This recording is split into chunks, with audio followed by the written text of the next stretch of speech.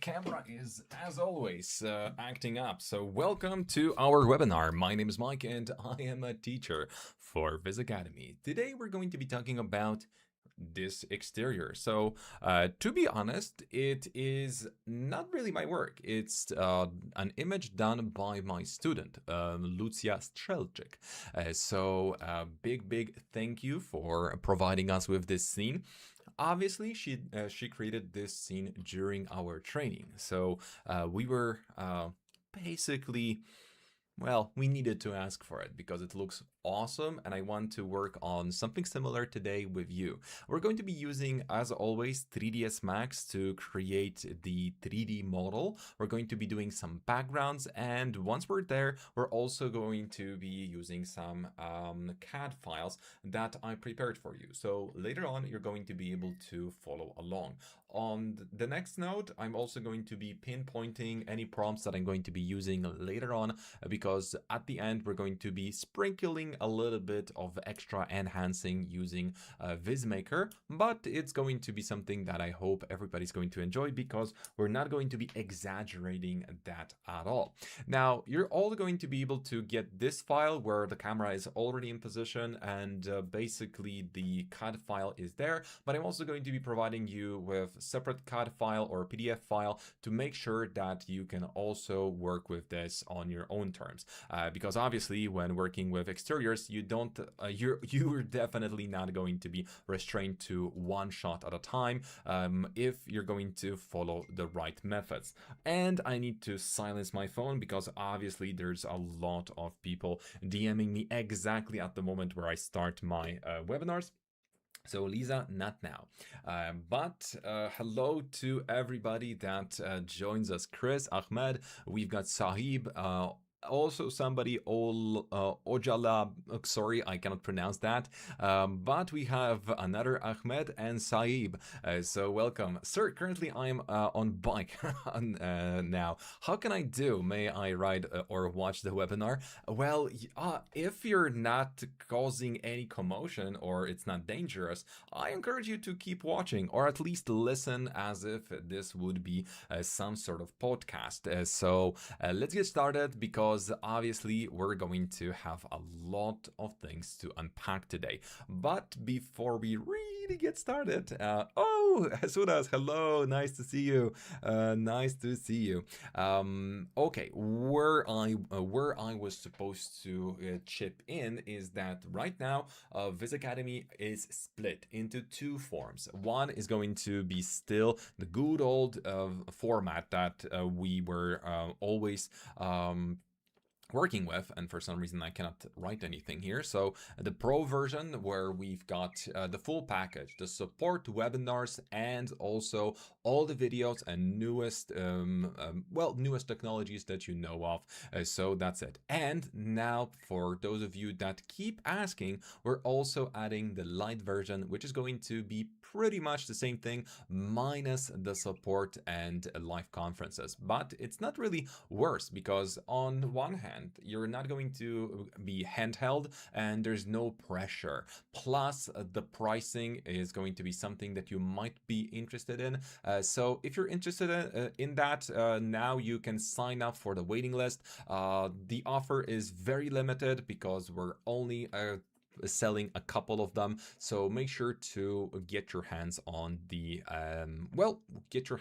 waiting list, and we're going to then proceed with our training. Now, where do we start with this kind of images? Whenever you have a clean 3ds Max, you first and foremost want to go for unit setup and check what units you're using. Then regarding what file you're going to be using, you want to go to File, Import, and then clickety-click on the file that you need to import. Now, the problem with this kind of files is typically you need to also rescale them.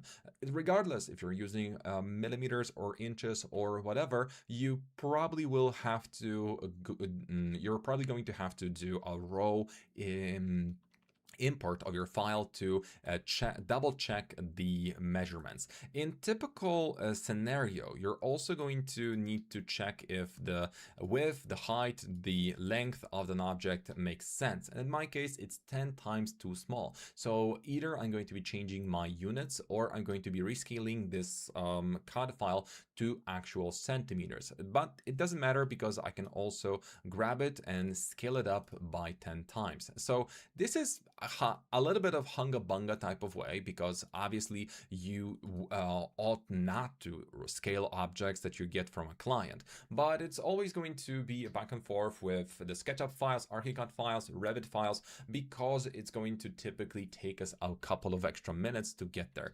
So I would like to now say that whenever you're going to be loading it, double check your measurements. And the best way of checking your measurements in 3ds Max is still good old box. So what I like doing is I set up my snaps of vertex, midpoint, and go to options and enable axis constraints. This allows me to go right into the middle of my vertices and check what size we're working with. And again, it's more or less okay, but 10 times too small. So in my case, because I allow myself to go hunga bunga on those things, and I mean go as primitive as possible, I am just going to scale it. Now, if we check the overall size of the building, it should be around 20 meters, and that's exactly what we're getting. So this is going to be the right way of importing your file. But as I mentioned, we're also going to be able to work with the file that I'm providing you with, where the camera and scaling is already provided, so one less hassle. Good afternoon to you too. Hello sir, greetings from Kenya. Thank you for informative webinars. Thank you so much for joining. And now let's go ahead and continue. The first thing we want to do is analyze what we're doing because, well, it's important. And we're going to be building this. So what are the key elements we need to focus on and pay attention to? Well, most importantly, it's the building, because all the rest is going to be partially done by scatters and good textures. So the things we're going to be focusing on are definitely the elements that are very close to our camera. So basically boxes, nothing really that matters. A couple of pathways, so again, boxes. So I'm trying to make sure that you understand that this is going to be super duper beginner friendly, and yeah, we're making something beautiful out of it. Okay, and then we're going to be sprinkling our exterior once it's built with a couple of details. So you're going to be using floor generator, then we're going to be creating windows extremely fast, and we're also going to be adding some kind of decorations and other objects into our scene, but again, not to overcrowd it and not to make it too obvious. Hello, Georgetta. Nice to see you, and let's continue. Where do we start? As I mentioned, one thing that isn't necessarily shown. Oh, I need to restart this because it lags again. So let's go for Epic Pen. This software is really cool for webinars, but sometimes it just glitches out and doesn't want to draw on the screen. So you have to restart it, especially if you're rendering a lot. So this part needs to be extruded inwards. So we're going to be deciding how deep it's going to go. The windows are going to be super duper easy to do, and you're going to absolutely love it. And most importantly, the ease of this is just going to blow you away. So with that out of the way, let's get started. And guys, meanwhile, prepare and ask a couple of questions. I need to hear from you, because the more we use the chat, more you spam it, the more people will be notified about this video. And let's be honest, for a second, this is something that helps us promote our school. VizAcademy is an online school that will help you create beautiful renders. And now we're in VizAcademy 2.0, and we also offer light versions, so you're definitely going to love it. So check out our offer on VizAcademy Co. UK. Now, where do we start, and what object do you want to start me with? Obviously, you're going to say, hey, Mike, how about we start with a box? Well, perfect. I love it. But in this case, I think we're going to be able to start with just a simple line. Why? Because it's simple and we don't need to overcomplicate anything.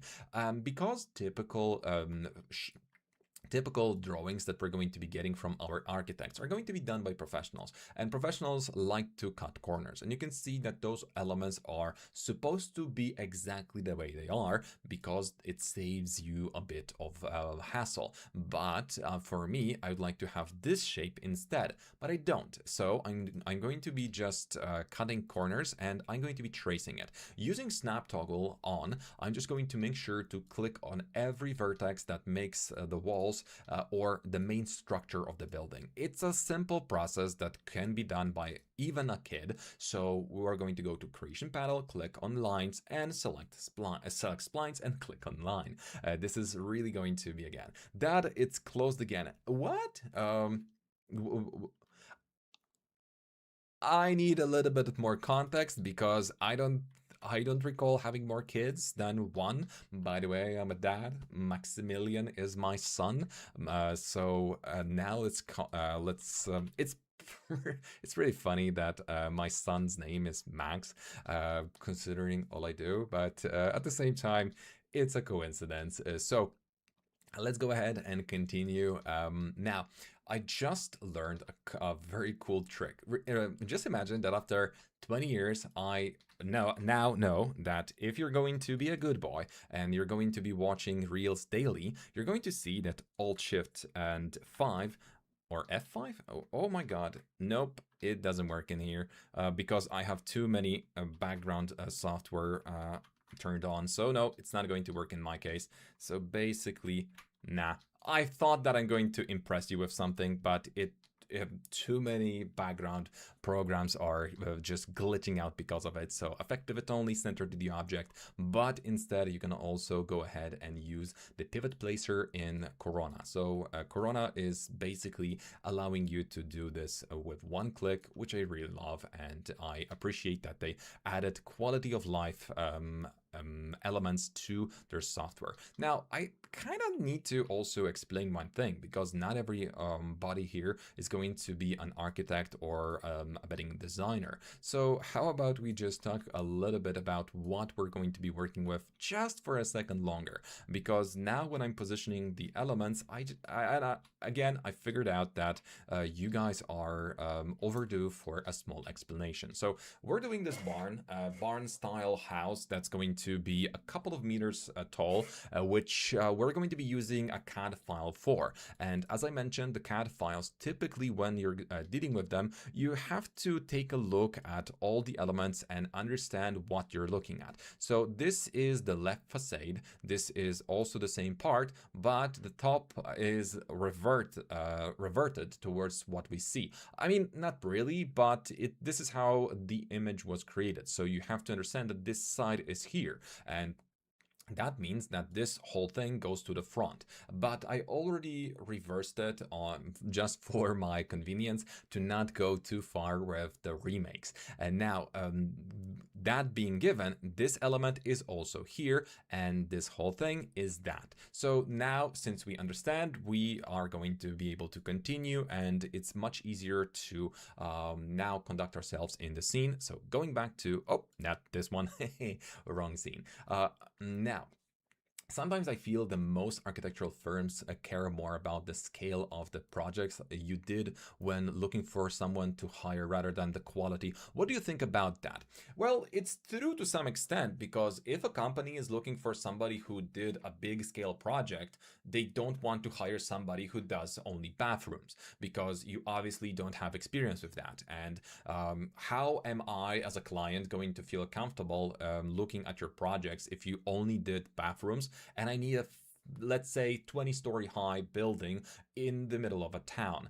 Yes, it's going to matter in that sense, but at the same time, it's not really that they're only looking at it. It's just a specific type of person is going to be looking for a specific type of person to hire. So it's not really fair to say that the big companies are only looking at the scale and not quality. No, they're looking at both. They're looking at both, and most importantly, the quality is important. But in the end, price is king. So you're going to have a fair offer plus your portfolio needs to be impressive enough, because nobody, and I mean nobody, is going to hire you if your images are just bad. So quality matters, and no matter what you think, it still does. So convert to editable poly, we're going to just grab that.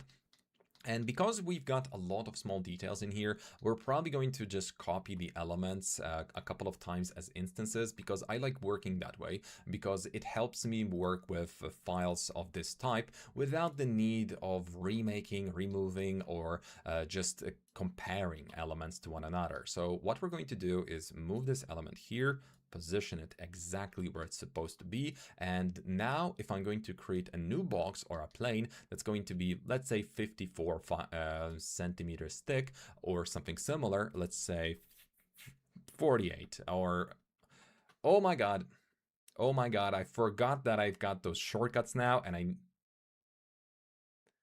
I need to avoid looking. I need to avoid clicking on the keypads because at the moment I've got those shortcuts that I keep forgetting about, and whenever I type in 7, 8, or 9, it looks awful. And I mean, you see my big face, so that's reserved for a different segment. And now let's go ahead and add this in, and that's going to be the element that we will be adding to the overall building. Now the funny part is that it's missing here, but I'm not going to be able to aim where to position it. And because we copied this object as an instance, or so I hope, we're now going to be able to do a bit of 3D trickery. So in here I am able to move this, and both parts, both elements are going to be affected, which is a very nice way of working with this type of elements, as we save a ton of time and we don't need to check and move elements each time. We just need to be aware of where we're placing the elements.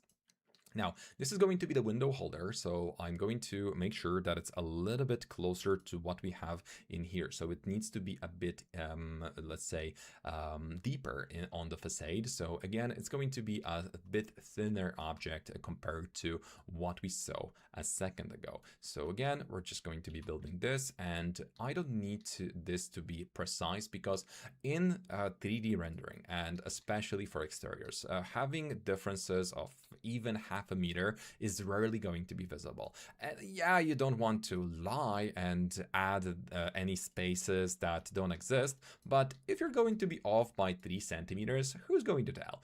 So I'm going to reserve my right to speed up the whole process and not even care about details that normally would be extremely important if you would be building something or designing it, but we're not designing, we're just recreating elements. So now you can see that I created a 0 thickness box, because all I'm going to use it for is this. I'm going to make it a bit thicker, so there's some kind of ground beneath my my building. Okay. Mike, hope you are all right. What's your personal opinion about 5D render? Would you choose to use it for personal work? Honestly, I think I already told this story a couple of times on our channel. We planned to create a video on 5D render a couple of years ago, comparing Corona to 5D render. And my plan, my imagination was that that software is nowhere near Corona, so it's going to be fun endeavor where I'm just going to rag and insult the 5D render. But in the end, I tested it, I spent a little of time with that software, and believe it or not, I scrapped the video because the quality was there, it was fun, it was good. Everything about that software was just fine. I still don't use it on daily basis because I think it still lacks that small element that Corona already has, but with the current technology, let's say development, it's something that I would say definitely is worth your time. So is it better than Corona? in many ways, yes, but is it something that you should be thinking about is it something that I'm going to be immediately switching to? Also, no. So in this case, I would say the software is just fantastic and there's nothing wrong with it, and if you prefer using it, go for it. It's just that it has those minimal differences that I don't like, but at the same time it also has a lot of amazing features that Corona should already have. The one that I like the most is the mood matching, which doesn't require you to get to the AI part. It just changes your scene. So that's amazing. But at the same time, there is another thing which I, again, thought it's just beyond good. And that for me was what was it exactly? The beyond good part about 5D render was that it's actually real-time render. So that's really fun to do. So for animation projects, if I'm going to need to do one well, anytime soon, I'm actually going to be using both Corona and 5D render, but I also might be switching to Vantage because Vantage has its advantage. Yeah, it's a joke that I'm not going to let go ever because it's the lamest thing you can say about the software, and I'm going to stick to it. Okay, now we've got this box, and as we were clicking, I've just created boxes and I was moving elements, so nothing really important happened. But now we're going to be using something that I believe is more important, and here we're going to be clicking Alt-1 and another Alt-1 to make sure that we have those windows created. Just like this, we're creating that. Okay, 1 second, be right back. That's going to be just less than a minute.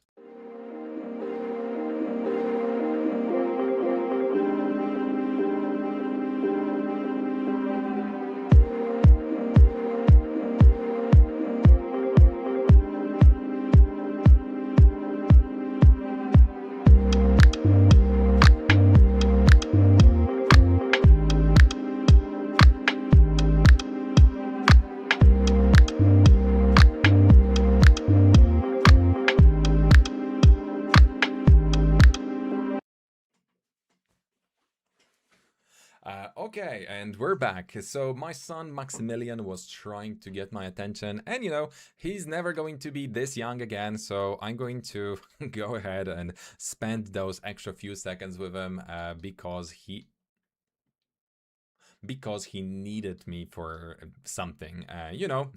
He's 9 months old, and it's just amazing. Oh my god, I just converted this object to the poly, which was a huge mistake, so I'm going to need to copy it. Okay, 1 second. So I just made a mistake where I've replaced this object or reconverted it to an editable poly. So in this case, I'm going to go ahead and use my second favorite tool from Corona, and we're going to be just clicking on those two, and voila, we're replacing them. But we need to also go rotation from replaced and apply. So this way I'm going re-adding the instances back, so it's a little bit easier for me and I just don't need to care about anything. I needed this instance because I wanted to make sure that I've got everything correctly assigned, and that's basically just me making sure that the door... Obviously, we don't need to be that precise with anything with 3D renders because 3D renders today are extremely forgiving,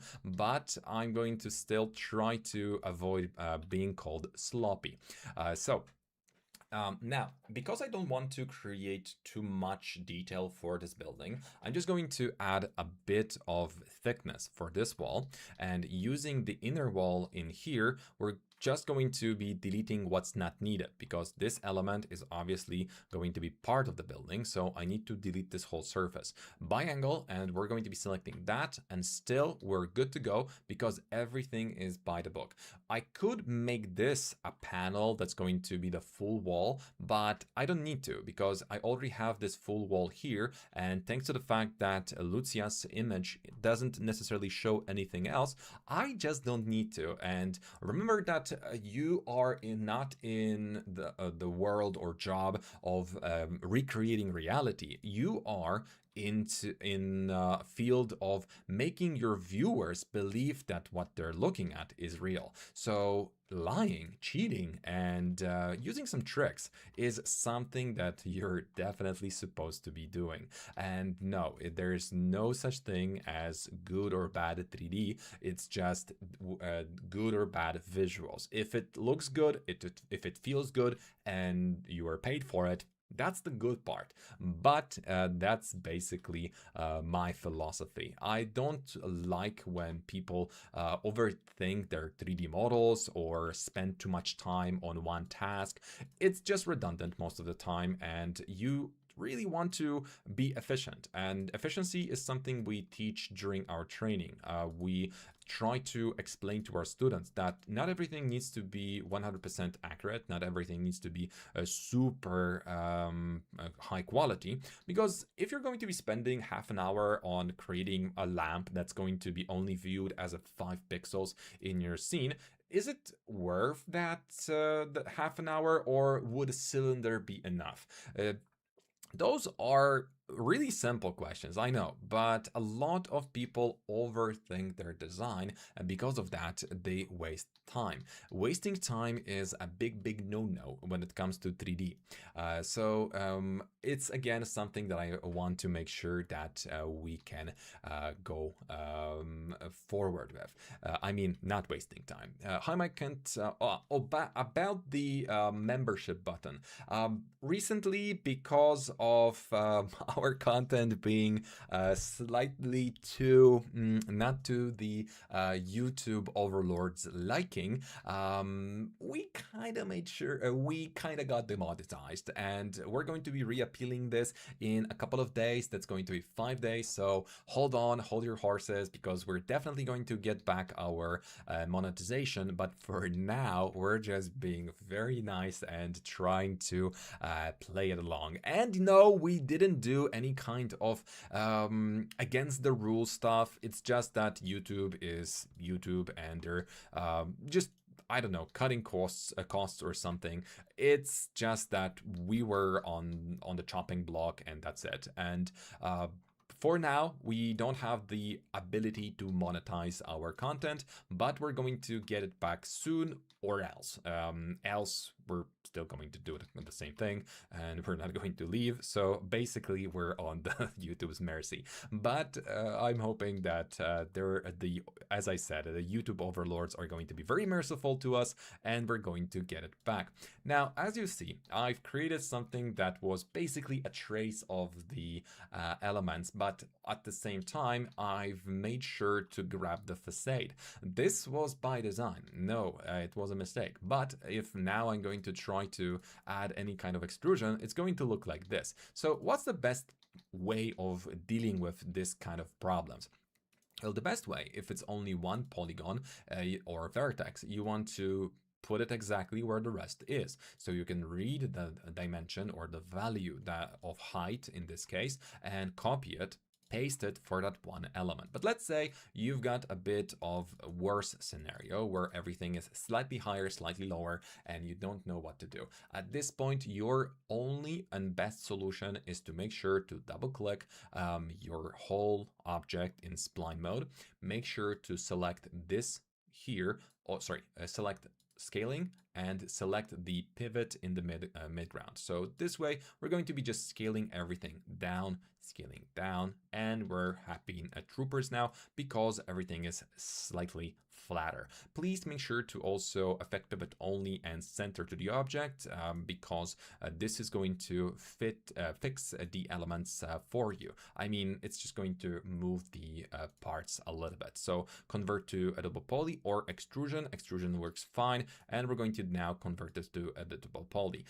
Isolate selection off, and now I'm going to be adding this as a building element, and I see that one line somewhere was not really done correctly, and I'm going to probably need to pay for it. Probably this element wasn't necessarily correct. I'm going to Lisa, I'm going to get you. Let's go a little bit higher, I mean lower with this element, so there's some kind of difference. Hey Mike, how are you? Savan, hey, how are you? I'm really fine and still enjoying my life as I still believe that I'm a newly baked father. It's just such an amazing time in my life. I'm just happy. That's it. I'm happy for the first time. I'm really confident when saying it, and this is something that really still blows my mind. So definitely recommend being Mike. Now, because typical steps are going to be 17 to 19 centimeters, we're just going to do quick maths. So quick maths is 17, oh, 17 times 2, right? So that's 34. That's exactly minus what I'm going to go with my elements, minus 34. Now we're going to be able to use some elements in here to create stairs. The floor plan doesn't have it, but I noticed that there's supposed to be a stair, a couple of steps, so we're going to make sure that we also mimic that because we're good. Okay, so how do we add a line that's going to go through all this thing? Because the geometry isn't necessarily quad, no longer can we just create a regular connection, because, well, maybe we can move it, but still you can see that it basically destroys the model. The reason why it happens is stupid, but also very smart. So just like us. Now, we're going to go ahead and find the turn option here. You can see that there are those dashed lines in 3ds Max. So if I connect this and I move those lines here, if I go back to turning, you can see that all of those lines are now connected to the points that weren't supposed to be they weren't supposed to be connected with. I could just click on it and try turning it till the puzzle is going to be solved and it's going to be easier for me to get that right, but it's not going to be that easy. So I recommend you to not use connect in this case. What we're going to be using instead, we're going to be using slice. Slice is just such an underappreciated tool in 3ds Max. You just take the elements in your 3ds Max and you chop them up. So slice it a slice and we've got it. Now, as for the height, we already have that ring, so we don't need to really do much, but the slicing part is very satisfying. I love 3ds Max because most of what you do in it, it's so satisfying, and maybe it's mostly for me, but I'm still going to stick to the fact that I really think that 3ds Max is the simplest software out there, and there's really nothing better than it. There's a lot of programs that mimic what 3ds Max can do, but 3ds Max is the king, and it's the industry standard for that reason. Quite recently, there's a huge spike in, for example, SketchUp's popularity, so get in on the bandwagon because it's still a good software, but 3ds Max is the king when it comes to the quality of your renders. And again, because we're not doing anything super exciting, we're just clicking and I'm showing you the steps so everybody can quite literally the steps. Now we're just giving this that's actually stairs. Let's continue, and now we're just going to do this small garden patch.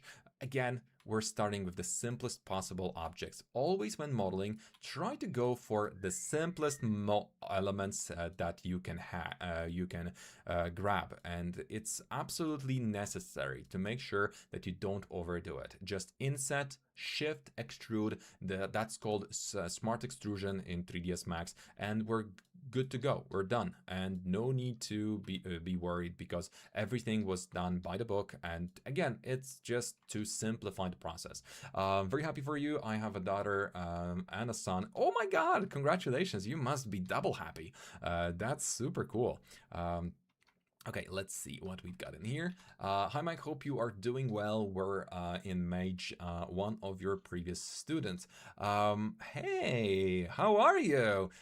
Any good images you've created? By the way, remember to drop something to our Telegram so we can all see your progress. Maybe upload something for the portfolio review at some point. It would be awesome. The reason why the results on the Vantage come a little different.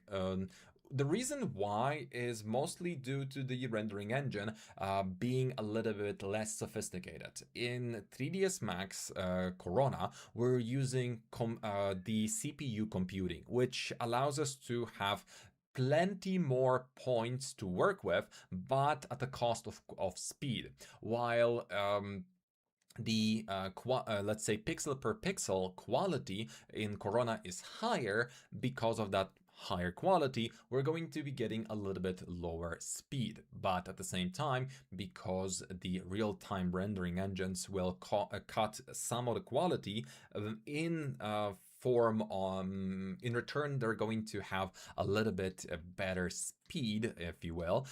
Then you kind of get it that you can exchange one property for another, which I would say is fair because sometimes you need the speed, sometimes you need the quality. For example, quality is most liked for images like this, where this is obviously going to be something that people will be selling houses with. But if I would be creating a walkthrough in here or some kind of drawn flyby, if the AI wouldn't be good enough for that, I would probably use Vantage or similar software. Also, if your client values real-time feedback, I think that Vantage in some cases has the advantage, and that's why I would probably also opt to that. But again, it's very circumstantial, and for this software to utilize the software correctly, you're going to need to make sure that you actually have a client for it. Okay, so here we're just going to do a classical pergola. So in this case, I'm just going to make sure to do it the fast way, not the proper way. And we're just going to be adding chamfers, and chamfers are going to go for, let's go for 25, and also nice, I want 35. I like this. Okay, now this box is going to be sliced and diced with Swift Extrude. And again, it's not about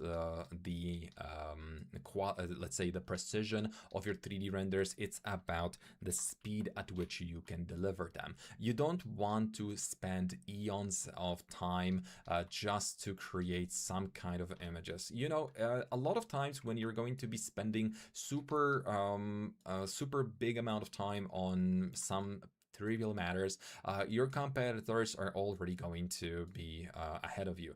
And I don't want to sound like a toxic coach because it's not exactly what I do, but you know, you kind of are here for the money, so you want to be efficient. And if you can cut a couple of corners, not losing quality and not becoming sloppy, I would say that this is definitely worth your time. I mean, cutting some cost and problematic elements out of the equation. Okay, so normally you would have to have all the detail that's going to be holding those elements in here. Can you boost volume? Oh, can I? Let's see. Thank you for letting me know. Let's see it. What's going on? Huh. It would appear that everything is fine, but let's double check. Sound settings, volume. I think this is the maximum I can go for without really bursting your eardrums. So let me know if this is a little bit better, Realm, and we're going to be continuing. Okay, so here we go. We've got this object and we want to copy it a couple of thousand times, right? So we're just going to use array for it. And in normal circumstances, by rotating this object, you're going to have this kind of problematic appear where, again, it's going to go at the wrong angle. So before we continue, we're going going to go for reset X form. Actually, I could just leave it the way it was and then rotate it, but a reset X form is also good. And array is going to be the element we're going, or the tool we can use. We're either going to go for positive or negative values depending on what we would prefer, but most importantly, I'm going to be adding spacing of 2 to just add a couple of those extra beams in here. So as we noticed, we don't need to be super precise with it. And when the reason why I said that we don't need to do the effect pivot, the reset X form is very simple. We could just rotate everything on the go with one axis here, but for that one moment I didn't want to, so we just have it the way we have it. Also, once the model is done, we're going to be adding a bit of chamfer, so make sure to add at least half a centimeter, or if it's very far away from the camera, make sure that it's at least 1 centimeter, because this way we're going to get those extra reflections that you normally wouldn't even think of, both for the flaps and for your main model. So the model is probably not going to accept the 1 centimeter, but yeah, actually it did. So we're going to go for it because we might be just lucky and get 1 or 2 nice reflections out there. So convert to editable poly, and I'm going to lose this option to edit this. So I'm going to keep it the way it is, and let's compare if it's not too big. I think it is. So we're going to just lower this and melt it into the floor because the floor is still too be built. Okay, hey Mike, I am late today. No, you're not. You're absolutely on time. Now, tell me about this difficult shortcut case as well as Alt S. So in this case, I don't use the Alt S typically, so I am probably tell me about the difficult shortcut keys as well. So there are no difficult shortcut keys in 3ds Max. You can actually get to the, let's say, ridiculous hotkeys where you've got the whole list of hotkeys in 3ds Max out there. So there's a huge number of them, but edit... I'm just trying to look for something that's going to be like cut or something of that sort. So cut. This is one of those Alt-C, but oh yeah, keyboard shortcut to override. Control-Alt-Shift-X, that's just stupid. Nobody's going to use it ever, but you may misclick it and you're going to be a bit in a conundrum. So that's basically it. Also, let's go for the hotkey, Alt, okay, action. Okay, I was supposed to be looking, Alt S. Nope, there's no such shortcut, so we're not using it. Okay, we're supposed to be now creating the windows, so maybe a little bit lower still. Yeah, looks like we're good to go. Maybe still a little bit lower. Now, how do we do windows? Because windows are supposed to be difficult, right? That's what my mom said. But no, in reality, windows are very simple, but you need to be able to do them the correct way. Because in here, we've got so many shapes and so many elements that it feels almost overwhelming. Looking at the reference, we can again see that it doesn't require a lot, because what are you seeing? It's just rectangles. So how about we just use rectangles instead of trying to reinvent the wheel? Okay, so we've got the base shape and we could use it as we go, but all I need to do is create a rectangle. Auto grid to create the rectangle here, and we're going to be using this shape a couple of times to make sure that we've got everything sorted. So convert to editable spline, and let's move those elements. Once you work with splines and you don't want any curvature or weird behavior, just right click and go to corner, because sometimes if an object is going to have evenly spaced, even if it's going to have an evenly spaced corners and one of the beziers is not really visible, but if now I'm going to be adding some sort of fillet, you're going to see that it looks weird compared to this and compared to that, right? So each time the fillet wasn't working correctly on those two that were affected by the bezier. So you want to make sure that once you're working with your splines and you don't want any additional, let's say, rounded corners, you just change that to what we just did, and that was the corner, because well, I just proven that it's going to be wrong if you won't.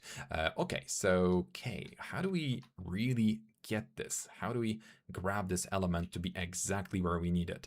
Well, I'm not going to. I'm just going to put it here, and I'm going to say this is good enough, because it is. And now, at the same time, we're going to need to do the additional details, but those are going to be probably separate elements, because I want the frame to be a little bit thicker than the rest of the window. So in this case, we're going to jump to rendering, enable it in viewport, and we want to go for rectangular. And in here, you can see that it's already working really well, but it's definitely going to need different proportions. So let's go for 15 by 15, and I love it, but maybe we need this to be a little bit thinner. So let's go for length, and in this case, I'm going to go for something around 4. Why 4? Because I want to fake some detail in there. So I'm just going to go ahead and first of all, move this higher. So it's going to be thicker at the bottom. This is now looking fantastic, and we can go slightly lower on the top if we need to. But the key element is to just grab this and copy it a couple of times like this, because now if we look at this window, look at that. We've got so much detail. That's just basically for free here. Oh yeah, now we can continue. And the next thing is that I'm going to just copy this element and detach it, but not all 3 bars. I'm just going to go for 1. And in this case, we're just going to detach that, and okay. Why did we detach this part? Because I mentioned that in this particular manner, we're going to need a little bit thinner element. So instead of 15, we're going to go for 4, and as well. We can have this thickness here, but we don't want this to be too overwhelming. We just want it to be nice size and nice quality. Okay, I kind of should be using some kind of a floor plan for those windows, right? Close enough. Okay, let's just move this in at the position so it's going to actually look more alike, because I don't want to create something out of, that doesn't make sense. Okay, shift, and now we're going to go for an instance. Okay, rotate, and here we go. Basically, we're 90% done with our modeling, but we're still going to build some environment. So basically, it is still going to take us approximately 20 minutes to finish the modeling part. And as always, if I wasn't talking this much, I would be probably done with the whole thing already, or I would be on YouTube watching something. So probably this helps me focus a little bit more. But meanwhile, if you guys have any questions, just go ahead and shoot them. Hello from Singapore. Nice. Thank you. Thank you for watching. So here we go. We've got the window. Now the trick is to also copy it once, and we're going to now do something different. We turn off all of the options that we have in here, and we just want to have this as a spline, because now I'm going to be able to go for editable poly, and at the same time, for free, I'm getting the windows for this element whatsoever. And again, it's just one click at a time, but we're getting closer and closer at each click. So basically that's it. That was an instance, so it should be working fine, but it doesn't look good. So I'm going to remove this, and I don't want to replace this because I also created that extra window. So it's going to be much easier if I just move those elements around and reposition them, because it's not a big deal. Okay, so we grab this, move it here, done. We won. Okay, it's too low. Gotcha. Now, what do? We're just going to be copying this as a mirror, or we can recreate the bottom part. Depends on what you would prefer first. And now we can just go ahead and copy it, copy. Okay, we don't need this to be an instance at this point, because there's just no point to it. At the same time, we're going to be just creating the bottom part, which is exactly the copy of the top with the same elements, but minus the middle bar. So again, we're just going to go ahead and grab everything, copy, and the other one could be an instance actually, but it doesn't matter at this point. So let's move it in. Let's just move around a couple of vertices. Remember that working in 3ds Max, it is supposed to be as primitive as possible. It is supposed to be something that doesn't require you to be an engineer, super computer brain type of person. You are supposed to be creating something that is easy to digest for you and for your client.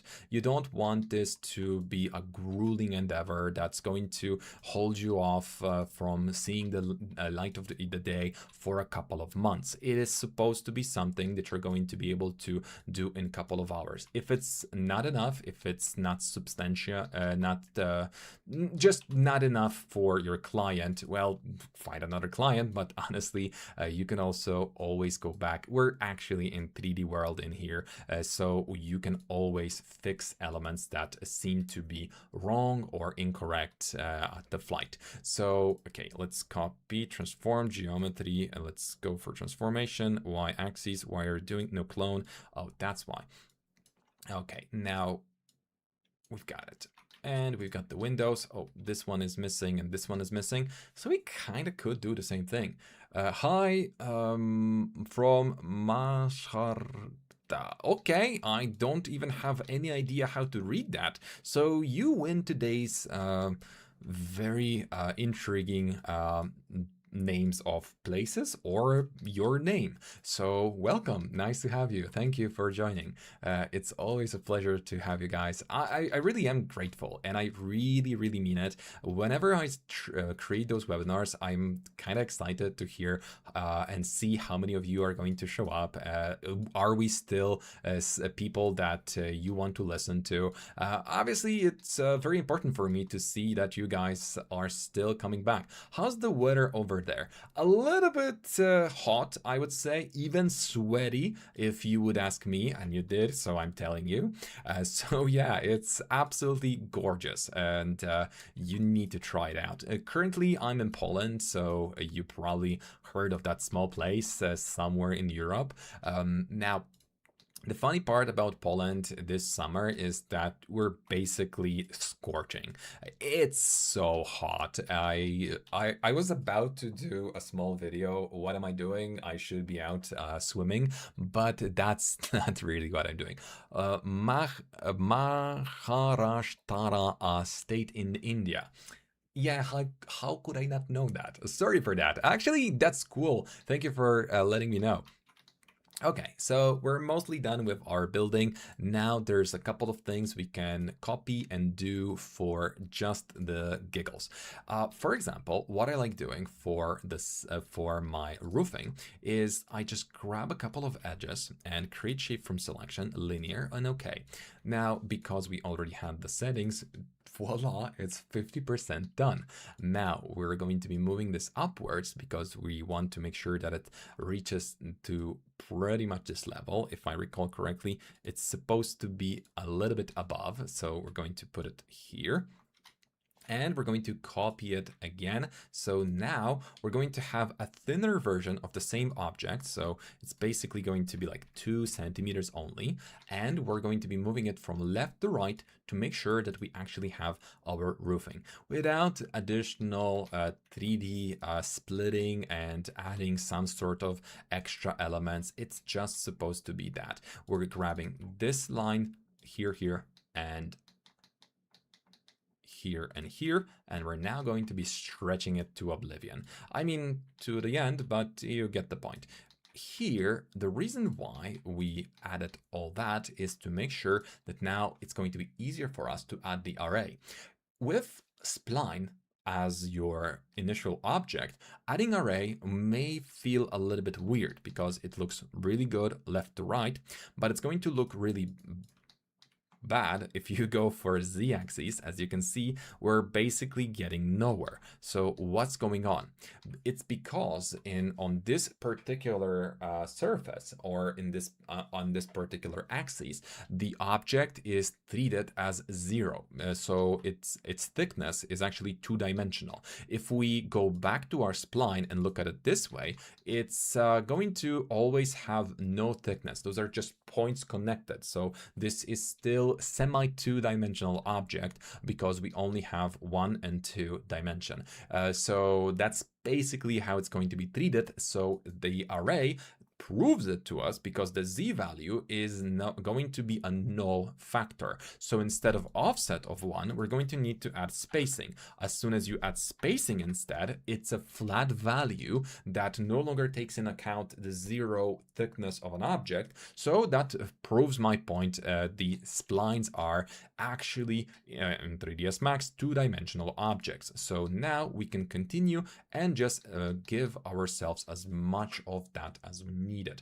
I could also add another line that's going to allow me to fill this spline with as many objects as I need, but I don't think it's necessary because in this case it's just easy to manipulate. And if I want to be precise and have something at the very end of my roof, I'm going to add a 2x2 modifier and just move it in, because I really don't think it's necessary for us to add so much detail that's not going to be appreciated by anybody. And being super smart about your models and creating something that's going to be technically correct versus looking good, I always go for looking good because nobody cares what techniques you used. As long as you were efficient, it looks good and the overall image feels good. So how are you, teacher? Thank you very much. I'm fine. I have a question. Is just the render enough for the presentation? Where can I find the complete project example? So the complete project example is going to be probably posted in the post tab of our YouTube channel. So hi, I called Kwebena from Ghana, Kumasi. Okay, Baxter, you're definitely taking the first place here. Hey, Pepsi. Pepsi 3D. Oh my god, I'm getting tired. I mean, yeah, talking for this long to all of you guys, it just exhausted my brain and now I'm lagging. So give me a second to cool down. And let's continue. Now, I composed myself. Okay, so here we go.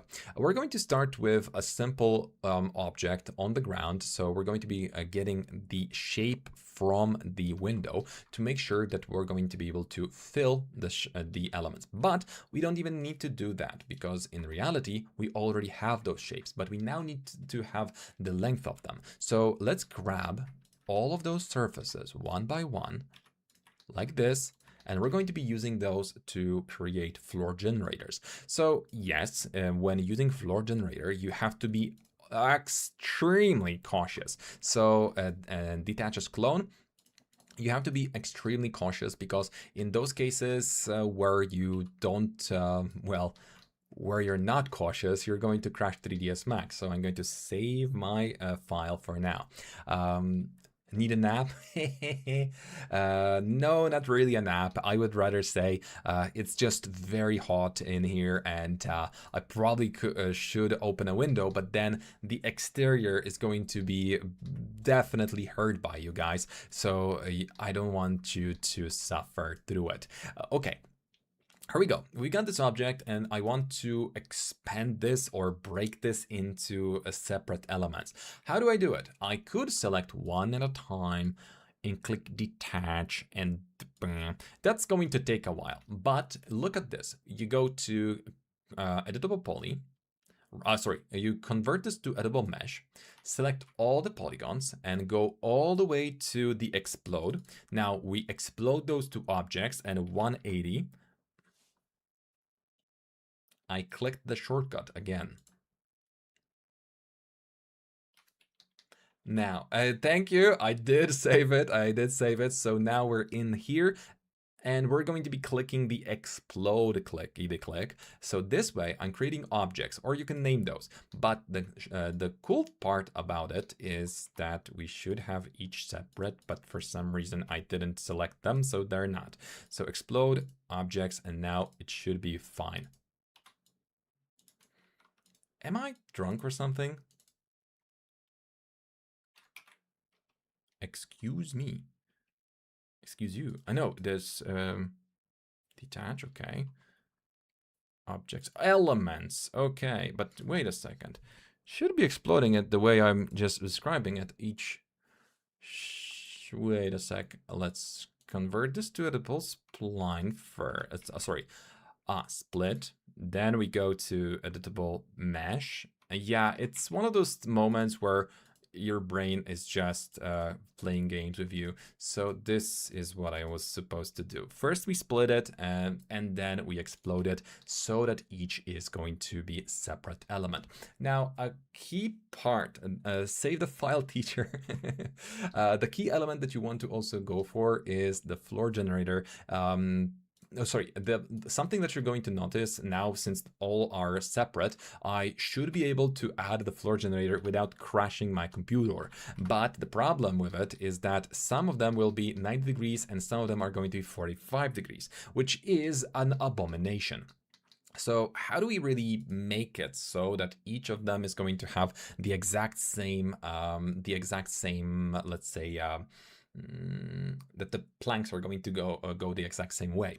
Now, there's no super easy way for this, but unfortunately, we have to either fix the pivots for those objects, which would require us to rotate the elements or just pivot place the elements. So basically, we would have to place the pivots here and let's say, count on the fact that now the pivot is showing us the actual rotation of the object. So we can now rotate it by that amount. So basically we can clear this out. So first I'm going to copy it. Let's clear this out.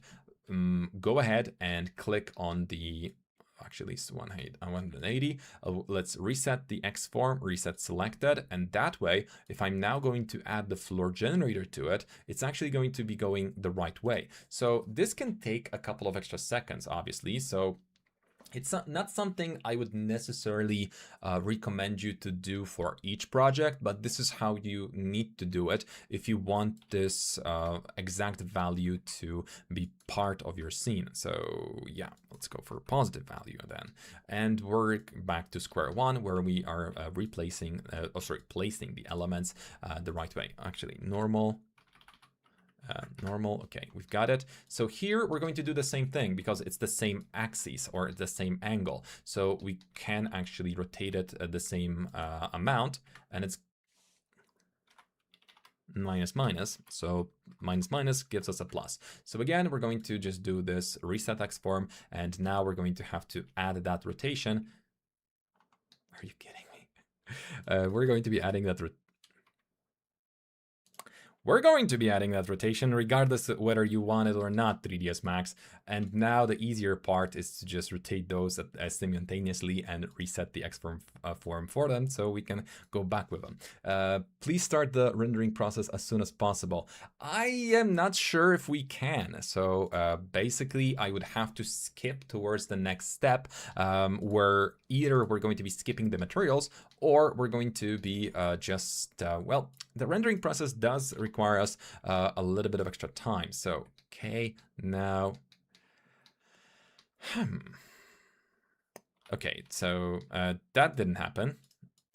You didn't see that, right? You didn't. Okay, we're good. We're good. I'm just going to copy this real quick. So mirror. I don't know why that didn't get the memo that it's supposed to be fixed, but for some reason it just decided not to. Okay, so let's move this along. Come on, the right axis now. Okay, got it. Floor generator, and we've got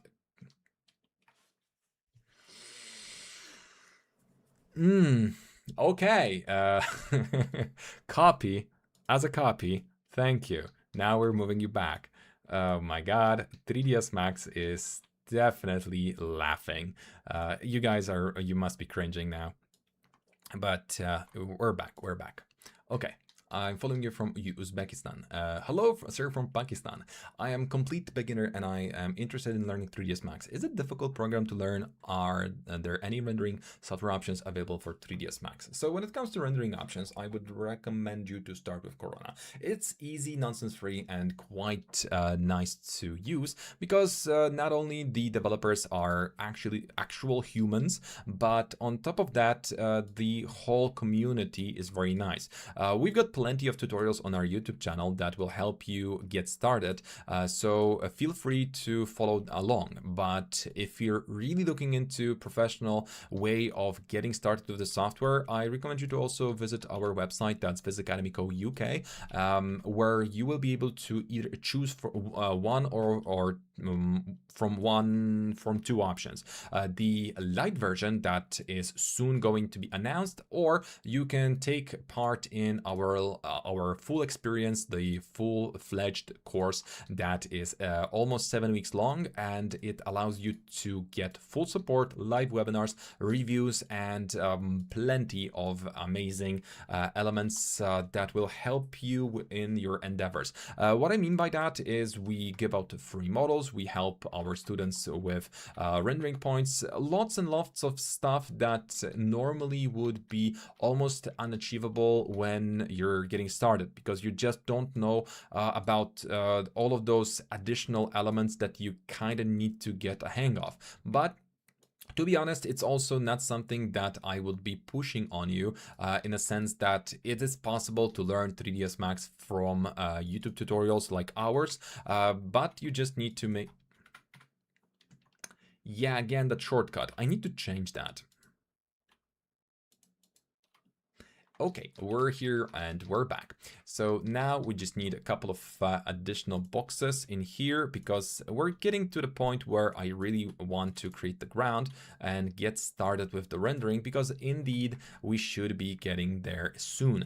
Yeah, at the same time, I understand that some of you are already bored with me just clicking around, but it's not going to take long now. Okay, I think we can just use a plane here. Okay, and the rest of the ground is going to be just something we will be adding on the flight. So basically, let's put this on a separate layer. Sorry, new layer. Okay, hide ya and unhide all. No, and we should be good to go. We just need to reposition everything, because I typically want to keep everything kind of closer to the ground. Oh, thank you, Command XZ Cosmos browser. That's what I needed during a live stream, a little bit of fright that I'm getting hacked or something. Thank you. It's just an update. Okay, so let's go ahead and put it on the ground. So everything is absolutely perfect. Okay, a little bit higher, go higher. Z value, please. Z. Got it. Z down, down. Okay, we're good to go. Now, a couple of planes for the ground, just to make sure that we've got everything filled and we can start rendering. So, make a tutorial on materials in 3ds Max as well. I think we will, but the whole idea here is that now, since everything is built and it was built as bare bones as possible, because I really want to emphasize that today we don't need to finish our full work just in 3ds Max, because there are additional programs that will help us speed up the whole process by a lot. And by a lot, I mean a lot. So maybe actually let's go for edit poly, move it here, shift, and I'm just redesigning a couple of elements because I don't feel comfortable with how it looks like at the moment. Okay, perfect, and let's move it down just a little bit. Okay, now we're good. So basically, we're at the point where our floor generator is now perfectly aligned. We've got everything we needed. We just need... Are you kidding me? What's going on here? This is supposed to be flat, like 100% flat. What are you doing, floor generator? Okay, now I am lost. I am lost. Let's do this. What the? Convert to a poly. Thank you. Now, rotate. Okay, maybe I went for 95 degrees or something, because that could happen. You know, it's a live webinar, so I am bound to make mistakes. Copy. Let's paste this here. Okay, for some reason this time it works really well. I guess 3ds Max just hates me today.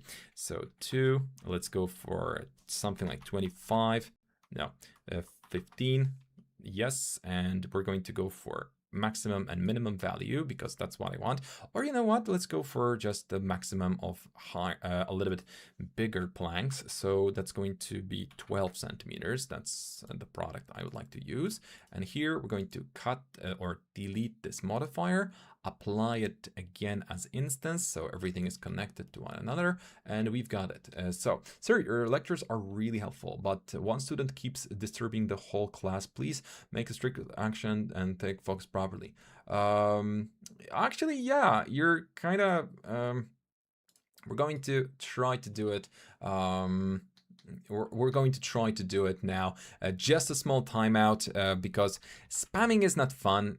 Nobody likes it. So if you could restrain yourself, guys, I would really appreciate it. This is not some kind of censorship. It's just, you know, be respectful of others. That's it. So convert to level poly, Alt-C, and we're going to be able to cut out everything if we want to. Or I could just do a quick snippet of it, but honestly, I don't care enough to do it. So we're going to just do a quick shape around it. Yeah, this is going to be fun. Okay, so now at this point, if we start rendering, we're going to see just that the building is there, right? I should have added the deck and probably a couple of additional elements to make sure that it's finished, but I don't want to cut corners here. We're just going to go straight to the rendering now. So material override, the first thing you do, and then you click on the physical material in Corona. F-Storm 2.0 is better than vray and delivers results equal to or better than Corona if it's fully GPU based, so it doesn't take your hours to render like Corona does. What's your take on it? I would say that F-Storm is really good. There's no doubt about it. It's extremely powerful on many fields or on many in many ways, but I wouldn't necessarily say that it's faster than Corona. That being said, it is definitely fast. It's definitely good, but the problem with it is that if you compare dollar for dollar the hardware that you need to have to work with this software versus the processor, if I would be spending £20,000 on GPUs versus PC, I would have the exact same results speed-wise, while Corona still, in my opinion, has the better quality. But I am not saying that F-Storm by any means is inferior software. It's amazing, it's very useful, and I would even dare to say that it's extremely comparable to Corona. Oh my god, there's a fly in my office. It's extremely comparable, and the ease of use is where Corona still wins, because typically I cut it. Typically when Corona is being used by a novice, it takes you 15 minutes to understand everything about it, while if F-Storm is supposed to be used by a human, you kind of need to be a geek to use it. I mean, like, a geek. You need to really spend a lot of time mastering it. But again, it's not bad software. It's really amazingly good. But it just has a different learning curve that I don't necessarily appreciate that much. So as for the building, we added a simple metallic material that's going to be based on physical material. F-Storm doesn't have any assets or materials yet. It's a smaller software, so you have to take that into account. It's literally only that. Okay, need to turn on. Oh my god! Okay, I'm blocked out. Got it. So it's just a smaller software. If I recall correctly, there's just like one guy as a main developer. Corona started in a very similar way, but Onra, that was creating Corona, was smart enough to quickly scale the project, and soon enough he joined forces with Chaos. A lot of people weren't necessarily happy about this, but from commercial standpoint, he did the exact thing he was supposed to, and I would even dare to say that he made the right decision to join with Chaos. But I'm not saying I like that decision. I'm saying that I do dislike it, but it's just not it. F-Storm is it has an internal converter that works very well. It has an internal converter.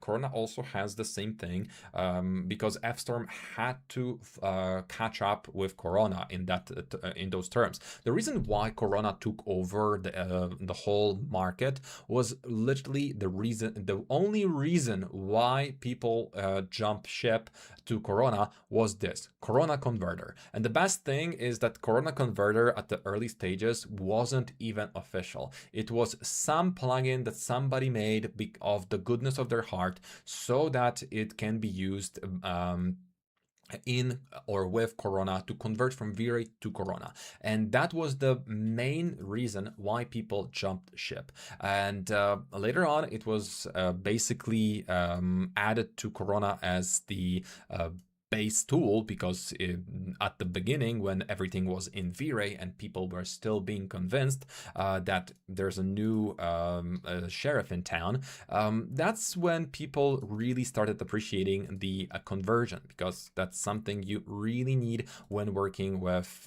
your old scenes. And at first, the conversion was terrible, and it really was. So again, when it comes to different software like F-Storm, I cannot say a bad word about it, but the only minus of the software that I really noticed, and that's one of the reasons why I did not really get into it that much, is the ease of use, the ease of learning, the flexibility of the software. It's amazing, it's fast, it's high quality, but you need to be a geek to really understand what you're doing. And that is why I don't use vray, because I don't want to be invested into the software so much that I need to know all the numbers, all the samples, all the subsystems to just create images.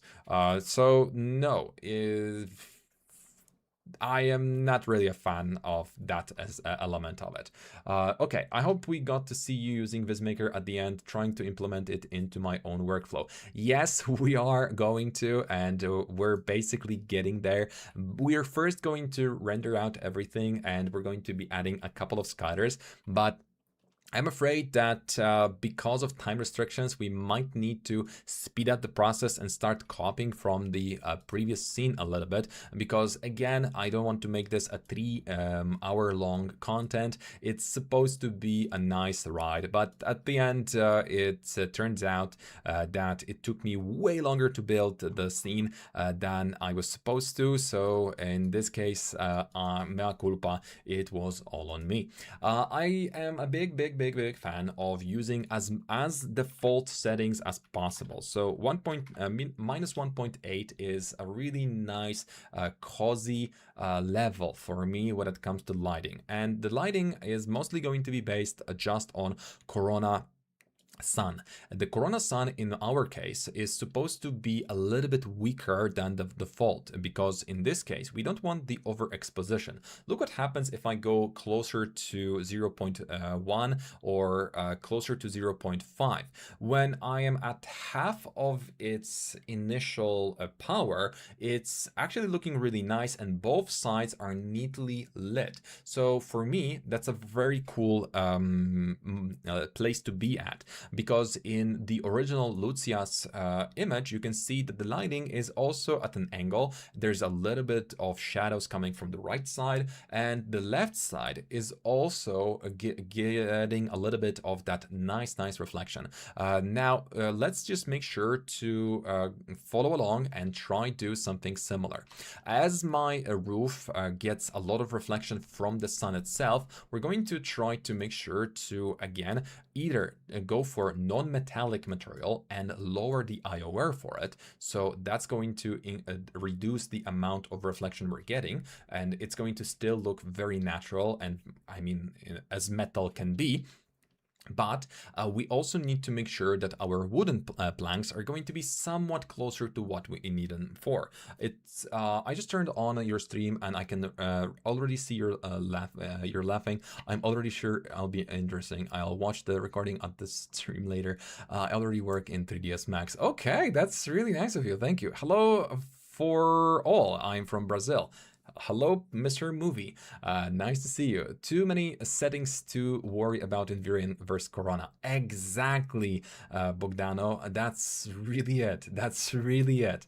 Now, sir, please share some tips so that I don't have to search for the model again and again. I can download the model once and import it. Not sure what you mean by that, but if you guys are going to be nice and leave enough likes on this video, I'm going to make sure to leave the whole scene because, as you can see, we're building it from scratch. So I'm going to just share this the whole thing with you, so you don't need to even build it. You're going to be able to learn from the actual file.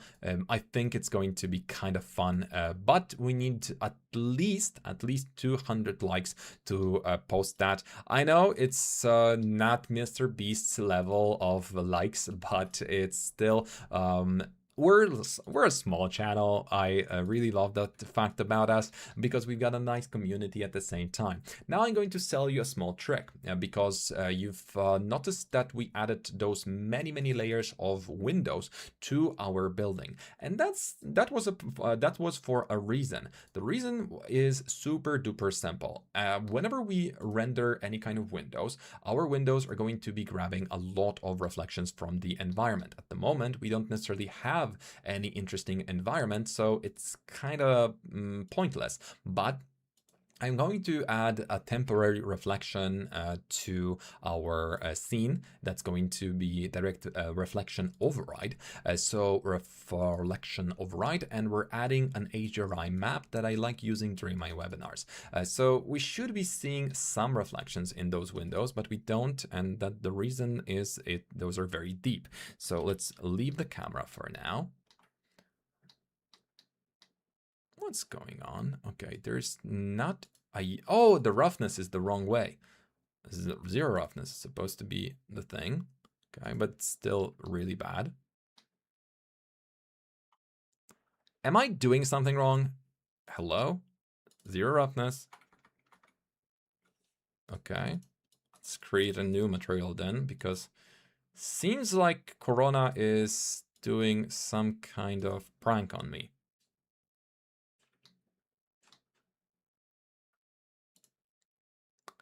Okay, no thin then, and let's go for metal. Am I even changing anything in the scene? Not at all. Okay, fantastic. I see that for some reason it was just ignored from the because I've added this to exclusion, it was excluded totally. I don't know what's going on here. So preserve the glass, and if I preserve the glass, it suddenly becomes rough. Can you see that? Is that a bug that I don't even know about? I think that's why they put out the hotfix so early on. Okay, that's fantastic, I guess. Let's just select the objects that already have materials, and the rest is going to be the history. Okay, so that's unfortunate, I guess. It's very unfortunate. Okay. Control I. Let's give everything a simple gray material. You could also change it here just so the objects are gray or green, whatever. But for me, that's a nuclear option, so I'm not doing it. Let's just go ahead. Okay, please auto track an option, auto translate language Hindi. I think we already turned it on, but during live it just doesn't work that way. Do you often tend to use Azure Eyes as a light source, or is it almost always Corona Sun? It's almost always Corona Sun. Please auto track. Today also you have to teach me how to create one of the most difficult V-Ray materials. That's the difference between Corona and V-Ray, and why do you prefer Corona? The reason is that there are no difficult materials in Corona when in V-Ray all materials are difficult. Okay, so the trick is very simple. You do the following. You click on bump, and then you go for noise. So noise. We add it in, and okay, I definitely clicked on this material. So you add it in and you add noise to your windows. The reason why we do it is super duper simple, because we want a little bit of that wobbliness to happen on our windows. Now, the next thing you do is you also add so-called Corona mapping randomization. So the mapping randomization I set up is mesh element instance minus 1, 1, 1, 1, 360, and a little bit of scale, randomize each tile. And now, once we're back into our original material and we have refraction, each of those layers is going to have separate refraction happening to them. So it's going to be just a nice thin window with multiple layers and a little bit of ghosting, making our light or our whole thing, our reflection much more believable. Also, don't go too far. You just want a little bit of it. You don't need it to be super weird, but you can see that the ghosting is already happening and we are getting much more natural looking glass. And basically we have no environment, but we're already reflecting so much. So that's really fantastic for what we need it for. Okay, so this is it. Now we're grabbing you, Control A, thank you.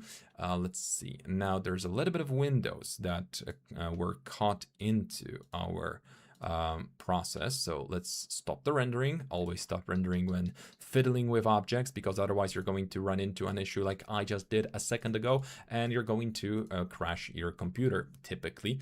So that's the beauty of all the software we are using. Okay, so now we're good to go, and we're supposed to now be able to see everything. Okay. Nice. I admit now Corona easier to work. Oh, perfect. That's fantastic to hear. I'm not here to promote Corona, to be honest. I'm here to promote our school, VizAcademy. But at the same time, it's nice to hear because we teach Corona during our training. So if you want to become a professional and create photorealistic visualizations like you always wanted, please consider joining our training. We have an online course that's going to teach you how to do everything from scratch, starting from 3D modeling, going through render materials and rendering. We also use a little bit of AI because obviously nowadays you have to be aware of what's going on in the field and who uses what. So we use our own software, which is VizMaker, and VizMaker for me is the only choice when it comes to AI, mostly because it's simplicity of use. Now, whenever we're going to be creating our materials, you have to be aware that a lot of times those materials are going to be very badly mapped, and you can see that mine is super badly mapped. By the way, I should have just created this material with you guys, not just added in.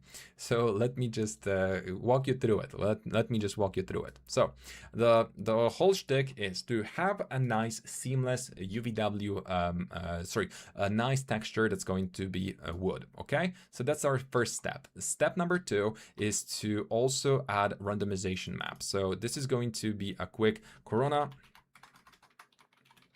mapping randomization. So let's go for this mapping randomizer.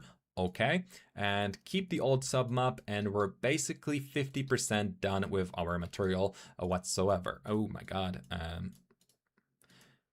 I see that 3ds Max is a little bit laggy today, but fine, I guess. So the randomization is supposed to be set. A mesh element instance, and now we're going to go for -1 + 1, -1 +1, which basically means that the UVW map is allowed to move like this on each element of our scene. No rotation for this map because we don't need it, and no scaling because we don't need it. Randomize each tile, which means that now no longer we're going to have each element basically growing from another. It's just going to change it so that it's going to be more unique. And now we're going to go to Corona multi-map, which in this case, due to the way we're using the seamless map with randomization, it's going to give us a really cool element because again, mesh elemented, and you can see that each element is going to get its own tint. So in this case, I'm going to go for just one item, and we're going to be adding just one gamma randomization percent because we don't need more. And on top of that, we now need to add the Corona color correction to get to the color we're ought to get. So basically, we're going to just grab the color, add a little bit of gamma. Perfect. That was easy, right? And now we can just rotate it by 90 degrees. By the way, I need to check how the planks were built. Oh, those are supposed to be lengthier rather than shorter. So we're going to need to rotate that still. So floor generator, and we're going to go for the direction.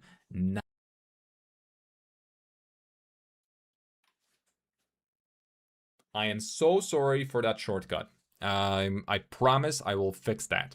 Okay, so here we're just going to blatantly rotate our cube for the UVW, and I don't care that the top is not going to get the exact mapping we're supposed to be getting, but it's going to look good. Now, the floor generator planks are supposed to be a little bit lengthier, so I'm going to go for 250 in this case, and it should be absolutely marvelously good because obviously we're not going to get any longer planks than that, and it should already look nice. Because of the length of the planks, we're also going to be making sure that the gamma randomization in this case is going to be actually lower because we don't need this to be that aggressively different. Extrusion is set to 0.1. I think it's too little for a building like this, but the bevel is also too low, so I'm going to go for 0.3 here as well. So there's a little bit more difference between the planks, and you can actually see that. Is it easier to maybe add the same wire color to the objects that you know it will have the same material? Then when you need to select all of them, you just use select object by color. It could actually be a good idea, but in many cases I already did that because those objects were by default exactly that. The problem with that solution, although it's really good, is that sometimes you're not going to be able to pay attention to so many changing factors in your scene. So I refuse to do it because that will slow me down, and it's going to be just one additional element that my psyche needs to take care of somewhere in the background, while I really don't want to overwhelm my own self because it's just a lot to go through when creating scenes. I want to make sure that it's as easy as possible. Now, once our color is set up, we're going to go ahead and desaturate the gamma, invert the colors so we've got the exact roughness we need, and lower it so the roughness isn't too high, basically creating something like this with a nice shine. Once we're happy with the result, we're going to add additional details. Okay, now I need to select the frontal element, frontal lobe, detach it, and as a clone, okay. Always detach as a clone if you're going to be creating floor generator objects, because one thing you really want to pay attention to is, wait a second, let's give it a bit of thickness because this is killing me. This is just extrude 2 centimeters. Now, are you visible? No, you're not. Why? Alt X, no. Okay, 3ds Max just decided that today is the day that this object out of all is going to be invisible because reasons. Paste. Now we're pasting in the floor generator again. It's just not it. It's just not it. Let's see if it's the clipping. So configure viewports. Where was it?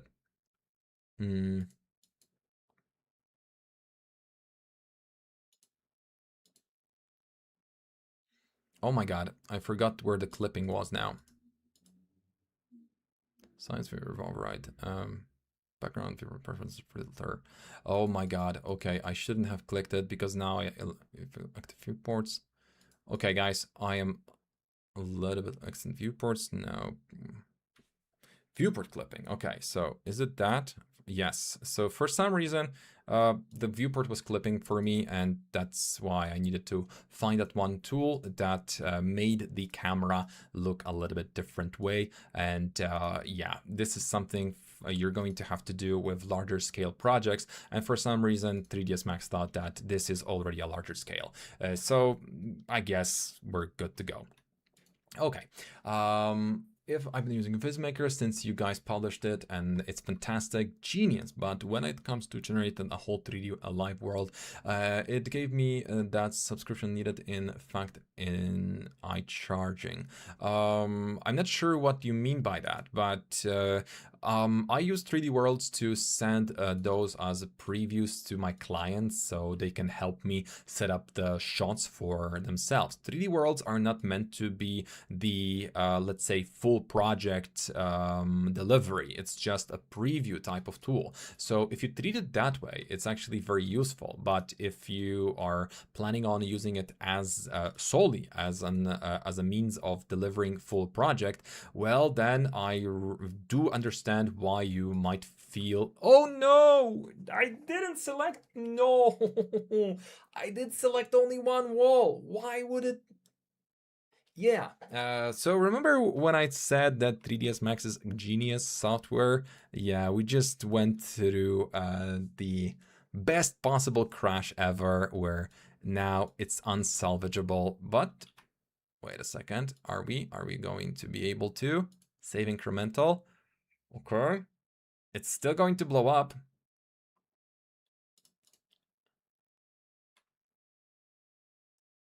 Okay.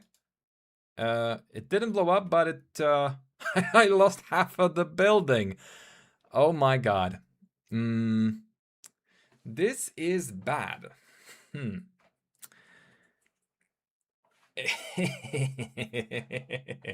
Okay, this is bad. This is bad.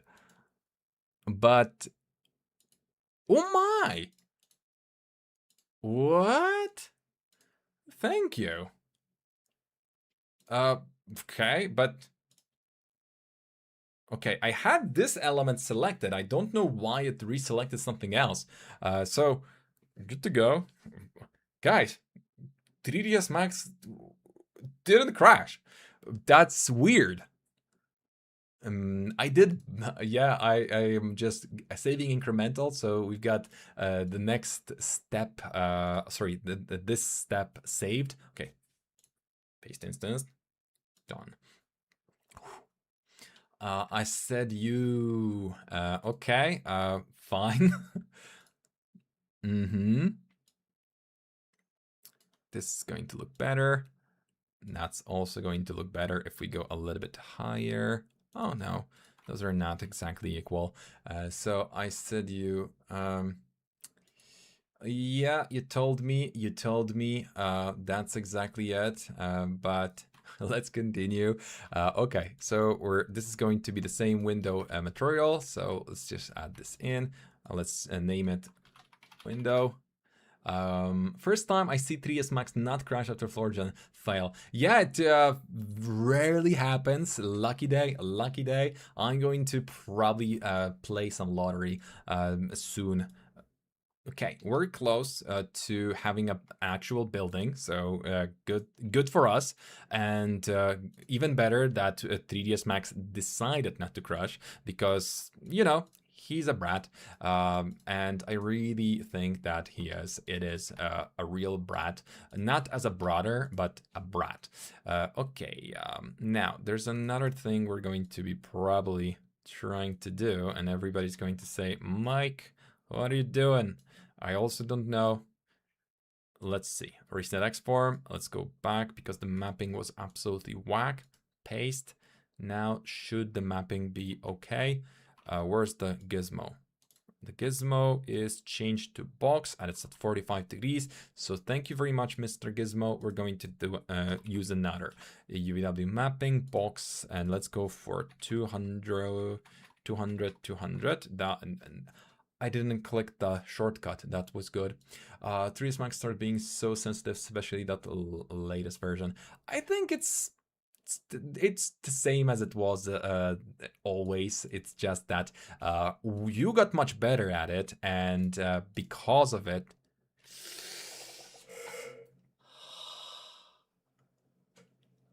No!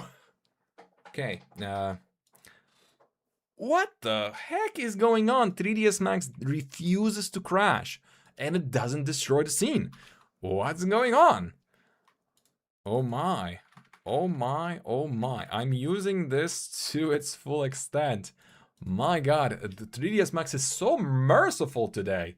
Okay, whew. It's getting hot. So.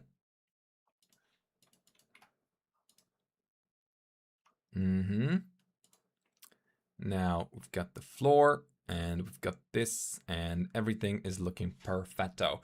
So we've got the patio. We could add this black air element to avoid any kind of confusion. Now we've got the ground. We're basically ready to add scatters and all the elements. Latest update is pretty solid, I guess so. Yeah, hello. That's definitely looking good. So let's continue. I think we're just going to now sprinkle a little bit of concrete in here, so that we get 2 shades of it.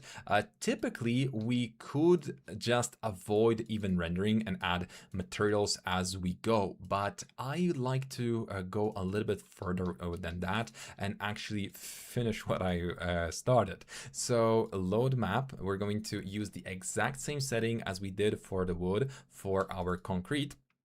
And in here, we're going to add this in as a concrete, and it really works. It really works fabulously well, but you're going to have to adjust the brightness of your gamma in the Corona Color Correct for the roughness. And in this case, voila, we just created the exact same, using the exact same method, we just created a beautiful material for our concrete, and it really looks good. So copy the material, copy the mapping to the objects. We're just going to do that. Now I know that I'm not copying the floor generator, which would be a real problem if we would. So this is added, and now there's going to be another problem, because here everything is too bright. It's way too bright. So we're also going to go for Corona color correction and lower the gamma for our main color, but not too much, just a little bit, so it looks more solid. At the moment, we don't see a difference between individual elements. So I'm going to also need to copy this part and lower the level a little bit to make sure that this small element is going to be darker. And I mean like darker. I want this to be as dark as, okay, this is good enough. Now, the funny part is that we could add Corona round edges to, chamfer to all objects. But I'm going to use Corona round edges to just save ourselves a little bit of time and hassle. So base bump added in. Now we're going to add 2 centimeters, and we have a nice concrete-like chamfer. But this is not only for this small element here. We want to add it to all elements so that we can see individual elements one by one. The plus side here is that I will also add a little bit of difference or higher difference between each part, so the gamma differentiation is higher. Also, I think we should go for even lower gamma, like 60% lower, and now we're getting to a point where everything is starting to look good. Does using a floor generator make the work easier than working with tile maps? Tile maps are great for super tiny surfaces, but floor generator is better for larger surfaces. It's also going to go set you back in terms of mapping, because you really need to do perfect mapping to use tile map, while floor generator is a little bit more forgiving in those terms. Can you please not delete this stream later? I'm working on it. I'll be watching later. I've seen many streams in past that got deleted. I don't think we deleted anything. If anything, those were moved to our members section because they were just built for that in the first place. Now, look at this small element here. It looks fantastic, right? You all love it. You just said it, you do. But now, if I'm going to try to make it a bit more lifelike, I can actually do additional things. So let's go for my trickety trick. I actually have this saved, and how I use it is super simple. Dirt for my students, that's in the textures you guys are getting, the Corona mapping randomization and Corona 3 planner. Just to show you what it is, it's a very simple texture, black and white, that we use in VizAcademy for years. Radius, we now add radius map, and what happens is that if we set up this radius map to something like 75 centimeters, it means that our radius is literally going to chip the edges on those concrete elements, which is absolutely fantastic, phenomenal, and great, because now it looks absolutely the most realistic it ever could. So it's a huge win for us in those terms. Now, we also need some kind of structure and some kind of roofing element for the rest of the building. So now I'm going to be using the exact same texture I have here for my elevation. So we're going to go for the main material, which is the building one. And we're going to be adding this into diffuse. Yes, like this, like blatantly add it as a diffuse map. And now it's going to look as ugly as, well, only Mother would love this building. Now, as I said, it's ugly. So we're going to be topping up the size of this texture to something around 250, because I think it's going to make it look somewhat decent. Not very decent, but somewhat decent. So now we're going to use another trick where we set up the color of the facade to something a little bit darker than we intend, because we're using a black and white map. Also, we're going to be lowering the amount the texture has impact on the looks of our scene. So if I'm going to click 0 here, it means that now we have 0 texture and 100% of that color. So I'm now going to go for 15, 25. I think 15 is fine.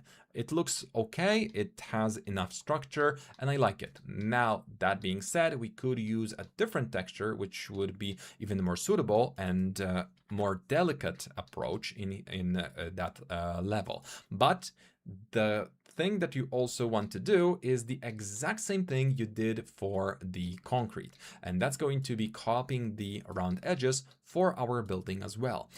The trick to using round edges is to always make sure that your bump level or bump amount is set to 1. Otherwise, your scene is not going to look good at all.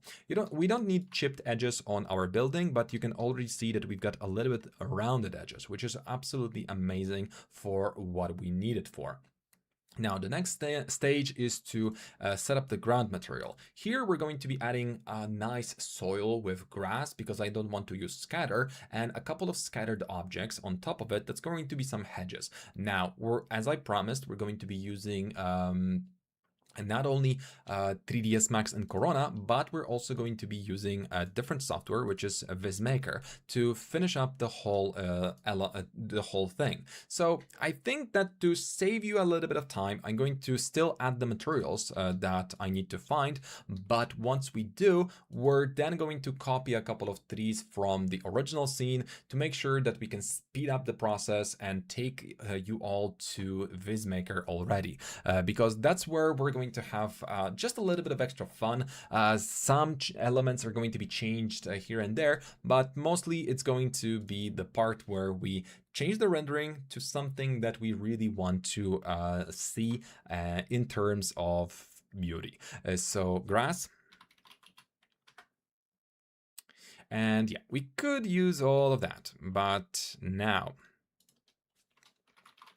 material. Okay, which one looks good?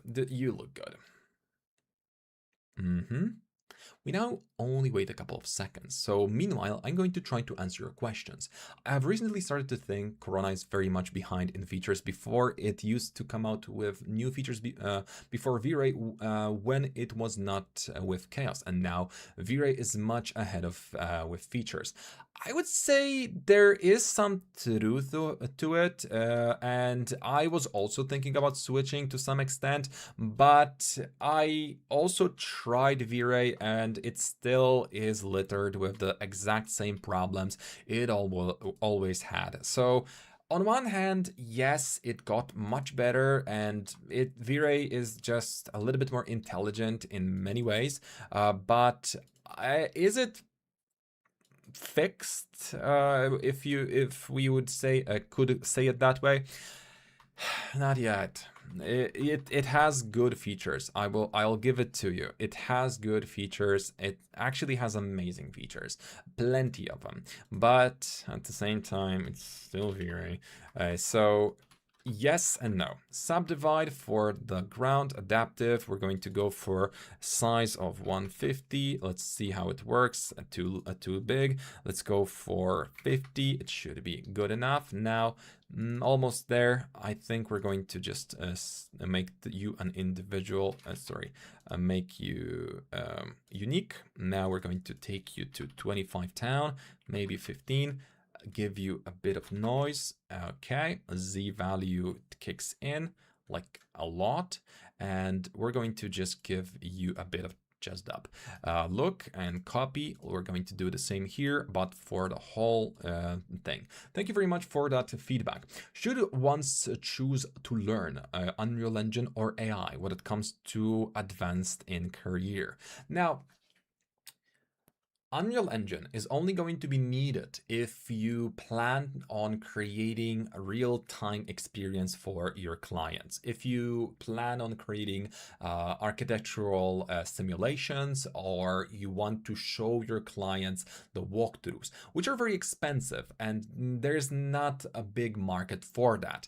But at the same time, if you're thinking about just improving your quality, AI is going to be rather simpler approach.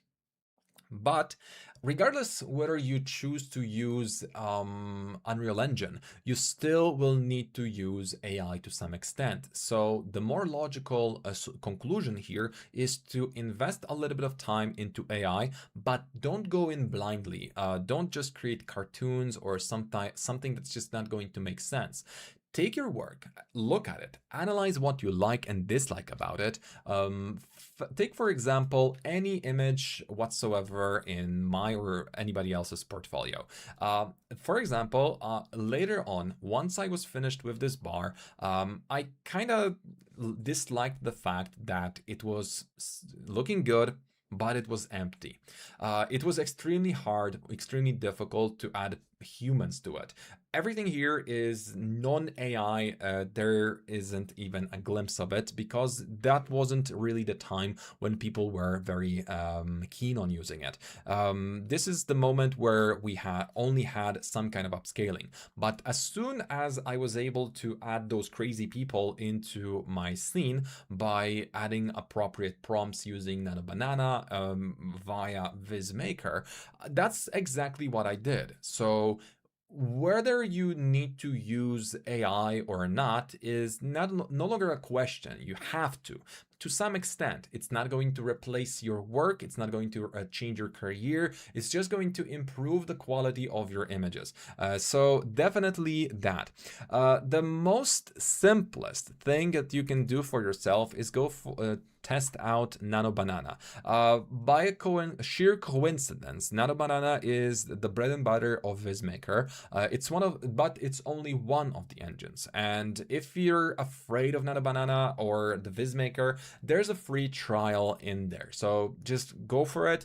Test it, but most importantly, first analyze what you want to do with those images, because just typing in improve the quality is not a prompt. It's just not really, it's not good. So you want to make sure that you use a little bit more of your brain in those terms, because you will inevitably regret not spending enough time with your scene in terms of improving the quality. Guys, to save a little bit of time, I'm going to cheat as we sometimes do, and I'm going to grab a couple of objects from the original scene, because those would be just trees that I would be downloading, and essentially that'll be it. So let's copy objects. By the way, 3D Grounds has a perfect plugin that I don't know why is not part of 3ds Max by default. Save to, and copy to and paste from. For those of you that like working with multiple windows on 3ds Max, that's exactly what I would recommend you to do, because it's fast, easy, nonsense free, and they didn't pay me to say this. I say it because I use it, and now since I do, we're going to continue. Oh my god, those pesky units. Everything is 10 times too small. Or maybe I am 10 times too big. Okay, let's try scaling it up, and if it doesn't work, we're going to just cut this short differently. Looks awful, yes. 180 degrees. Still looks awful, but I can actually live with that. Group, open recursively, and now we're going to do a bit of trickery. So we need to select all the objects, whatever. Can use copy plugin. Copytor is exactly this, very similar. It's not exactly the same. I just like this one because the original creator of Copy2 added it to 3D Sky a couple of years ago, and it was very affordable. And when I was starting my actual professional career, not just playing around with 3ds Max, every dime was really important for me, and I couldn't afford anything almost. So this was something that really helped me, and not in the sense that it changed my life. It really didn't, but it helped me. It helped me save a little bit of money, and I'm going to be thankful for that. That's all I can say. It's just a nice software that I have really fond memories of, because it was just me getting started, being a total idiot, and well, nothing changed in that term, but you get the point. It's at least something that I can recommend to you. And now let's go ahead and continue, because now I stolen a couple of grass elements. So I'm going to post a list of all of those elements that I stolen from the other scene, because those are all from Chaos Cosmos, and I feel a little bit dirty because, well, I should have been building this from start to finish, but we're running out of time, and I want to make sure that this doesn't take 8 hours to complete. What PC spec do you advise for exterior projects? Well, most importantly, you need 2 elements. If you're going to have really large scenes, you actually need a little bit of better, you need to do, you need to have a bit more RAM. So that's a bit problematic in today's day and age. Could you... Yes, sir, could you please load the file as... I need it. I guess no. Okay, so maybe we're getting to pay for the almost crashes from before. Basically, yeah, we're just going to grab this scene instead, and we're going to continue here, because we just copied the elements that we were missing anyway, so at the same time we can continue here. Okay, so the whole shtick with materials was already done. We did everything as we were supposed to, and nope, 3ds Max decided that it's wartime. So I'm going to save the scene, and I'm going to try it again before I do anything else. Could you please load the file, sir? Sir, please load the files. Nope. Okay. I guess war it is. It's really lagging. What PC specs do you have? Okay. My computer, I'll just show you that task manager. performance. So I've got Ryzen 9 9950X, not the 3D version, because the 3D version is not really worth it, or it just gives you 3% for a lot more money. Now, as for the memory, I've got 128 gigabytes of RAM. When dealing with any kind of larger amounts of memory in your computers, take into account that buying the highest clocked memory is not really worth it, because your CPU typically won't be able to handle it unless it's a Threadripper or Epic series. So go ahead and just test what works best, because I made the mistake of actually hoping that I'm going to be able to use the maximum RAM that I have, and I just would need to cut the number in half to be able to use that, but not really. So basically those are the specs. When it comes to the GPU, again, for exteriors, you need a little bit better graphics card. Not because it's going to speed up the rendering, not at all. It's just that the RAM in your computer and your graphics card, VRAM, is going to be responsible for how fast your viewport works. So the actual RAM is going to be how big the scene is,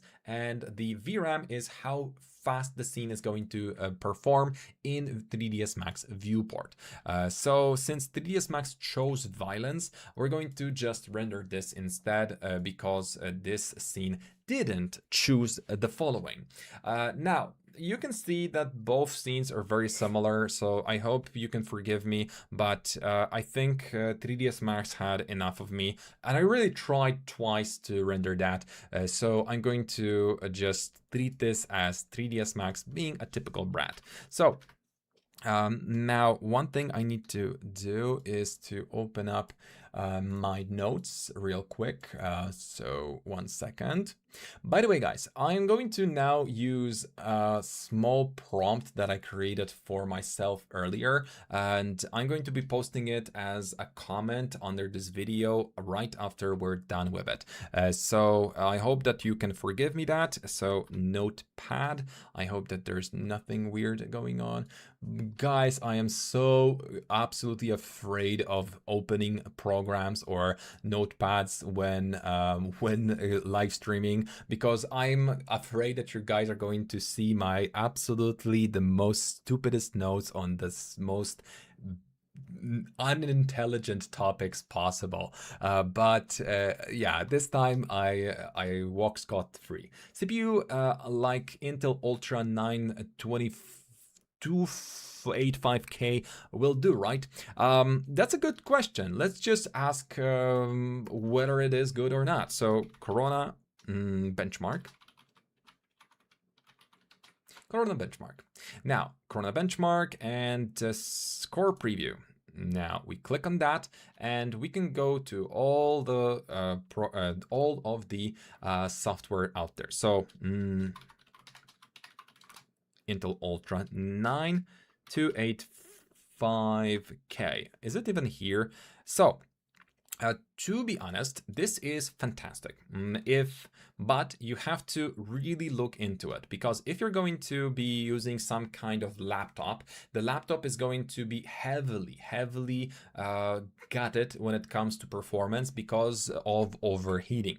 Always think that your computer is going to be closer to here, because most of the machines that are here are typically overclocked by a little bit. You can see that the clock frequency here is very high, but for some reason it doesn't really get to the point, because the RAM isn't being read the correct way. So there's something going on that's really wrong. Also, newer updates may be a little bit faster due to updates for the hardware. So basically they're overclocking your PCs when you're not watching, because new software.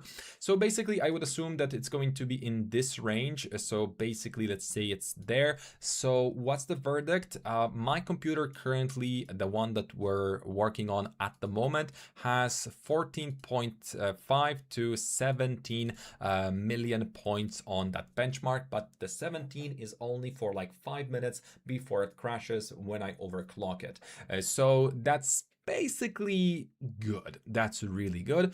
Just make sure that it doesn't have some kind of KX or KH that's added in, because actually the H is going to be bad. The X is not that bad, because X is going to mean that it's going to be a gutted version for power consumption, for lower power consumption. Okay, so now we're going to take this to VizMaker. I already had a couple of experiments here, so let's delete that and paste it in.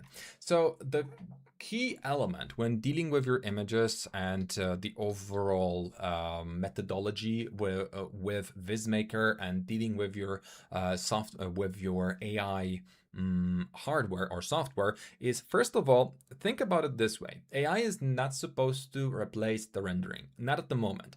It is basically the rendering engine or the after rendering engine. So you still need to take into account that there are plenty of elements that will be very important for your success. For example, adding a render elements such as masking or wire color is still the same, and it's still going to be valid to use, because there's a lot of stuff that you're going to need to do in 3ds Max, in Photoshop after AI uses or has a little bit of a go with your image. As you can see, changing everything to gray kind of makes it look bad. So that's why I typically try to make sure that whenever I'm dealing with my scenes, I keep the wire color as default as possible, because it just makes it a bit easier for me to deal with selection of objects, or I use the actual masks that are supposed to, well, work the way they're supposed to. Sorry to ask again, is there any possibility you can make a video on prompting in VizMaker? I'm struggling with position and size of multiple items, accessories. Any tips, please? In that case, I would recommend you to visit our Discord, because we are quite active there and we help in VizMaker terms with all the software. But you know what? Royans, how about you write us an email to info@VizAcademy.co.uk and show us the issue you're facing, and we're going to try to answer that question as much as possible. But I still recommend you to go to our Discord, because that's where our community is helping one another. So basically, that's going to be the right course of action. Now a little bit brighter, looks good. A little bit more saturation. Yeah, saturation looks good on default. Maybe this is a little bit oversaturated, but I'm not going to care about it, because AI is going to help me with it regardless. Now, when it comes to prompting, what I do typically is I use this chat to help me out.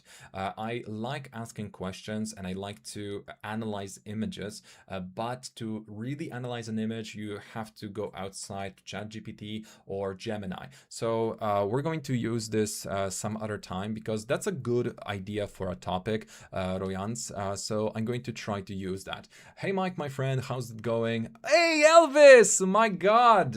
Hello, nice to see you. Miss your course and support. Well, I hope that you're doing fine. Elvis is one of my brilliant students, and I want to say one thing. I still have the statue that you sent me. It's now behind, right behind here, but this is just a temporary element for now.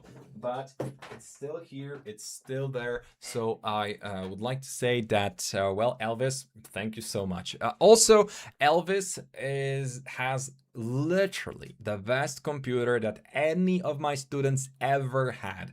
It's like a demon, not a computer. It's something that if Elvis is going to well, slack too much, I'm going to probably go to his place, steal it, and I'm going to be a very happy person. Now, let's talk a little bit more about the prompt. So what I did here is I've added the prompt that's going to be, as I said, created by AI by analyzing the images that I wanted. So a professional architectural photograph of a modern gabled barn style house with a light gray micro cement facade. So in this case, I'm going to go for just white. So white because, or white-ish in this case. Microcement's facade. The vertical wood cladding is clean, seamless, and a warm golden oak tone with minimal knots. The foreground features dense, lush, ornamental grasses mixed with highly saturated green shrubs. Not highly, just saturated. Okay, green shrubs and bright yellow and purple wildflowers. I think we don't need the wildflowers, just shrubs, okay? And crisp, warm afternoon sunlight illuminates the scene under a clear blue sky, casting soft shadows. Elegant rattan furniture sits on the wooden terrace, shot on a medium format camera, photorealistic architectural, editorial style, 8K resolution. Sometimes, just to mess with AI, I also add Octane, Corona, or F-Storm renderer just to see the difference that it's going to deliver. Now, using that prompt, which again I'm going to be pinpointing as a comment to our after this video is over, we're going to be able to create this very simple image or enhance it. So the reason why we rendered this in the first place, why not just take the viewport, is to have more control over what objects we're going to see, what colors we're going to get, and most importantly, what lighting we're going to be producing. Yes, we can rearrange the whole lighting, but sometimes it is of utmost importance that we have the exact lighting because the client wants the shadow to be at that point. So that is why I am still convinced that the traditional rendering, if you could say so, is still going to be important. And the A and B version is basically me just picking which weeds I like more, because the building and the sky is very similar. I like this one more due to the plants, but I like this sky more because of the composition. So I would probably go 50-50 on that. And thanks to the beauty of the AI, we have all the elements added in the first place. Now, once we have that, we can also think about doing one additional thing to the image before we really get into it. Because sometimes a funny thing to do is to go for a slightly lower resolution in the AI generation and then go for upscaling, because upscaling from a magnify has some kind of weird algorithm that just changes so many things in such a unique way that I use it a lot. Sir, can you share the Discord link with us? I think I can, but again, I'm afraid that if I'm going to open that up, something weird is going to pop up. So Discord, 1 second, guys. Please hold on. I will just do it for you. Let me do it for you. Let's channels me, I guess. Okay, VizMaker, community, and where's the invite? Server boosting. Oh, I'm not doing that. Okay, here's the... Okay, you got the link, I'm posting the link.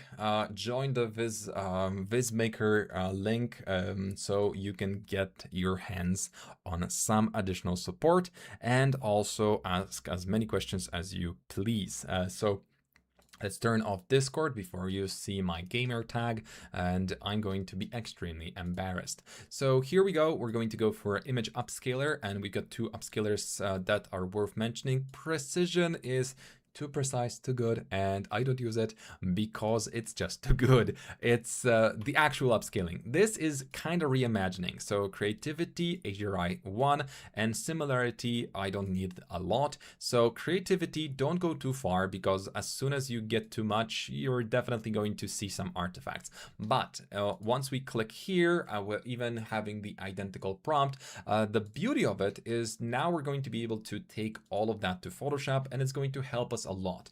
The thing that I like doing the most of all things of all with AI is not really trying to create new images, but just adjust some of the details in my renders. So I hope that I still have the unedited set. So this is somewhat of a preview of one of the shots, and here's a really simplified version of the same shot with a little bit of AI. So again, it's not a big difference because you can see that it's a raw version where I kind of had a little bit of a go with AI, but the most important thing is that I added the scarab here because it's supposed to be a bit Moroccan style. It's a very difficult project because we've changed this like 10 times already, and to be honest, I thought that it's going to take me a week to complete, but it's been more than a month already and we're still fighting. And the client is fantastic, I'll give you that. It's just fun to work with this person, but at the same time I kind of hoped that we're done once I delivered this because it was looking good. But then again, we had so many changes to that project that since then it's been a back and forth with all the changes. So open file location, because that's what I like doing. So we're going to be opening the AI version. Then we're going to go for the same. You're not seeing the place, right? Okay. Magnify. Those are the two. So the magnification typically doesn't do much in terms of, let's say, the building itself, but it really does wonders when it comes to greenery. And I really love how sharp and how just good it looks. And we got so much detail that I haven't even thought about. And the greenery is just perfect. Love it. The wood, perfect. Everything is just amazingly well done. If any elements are not up to my standard, I'm just going to go ahead and create a mask.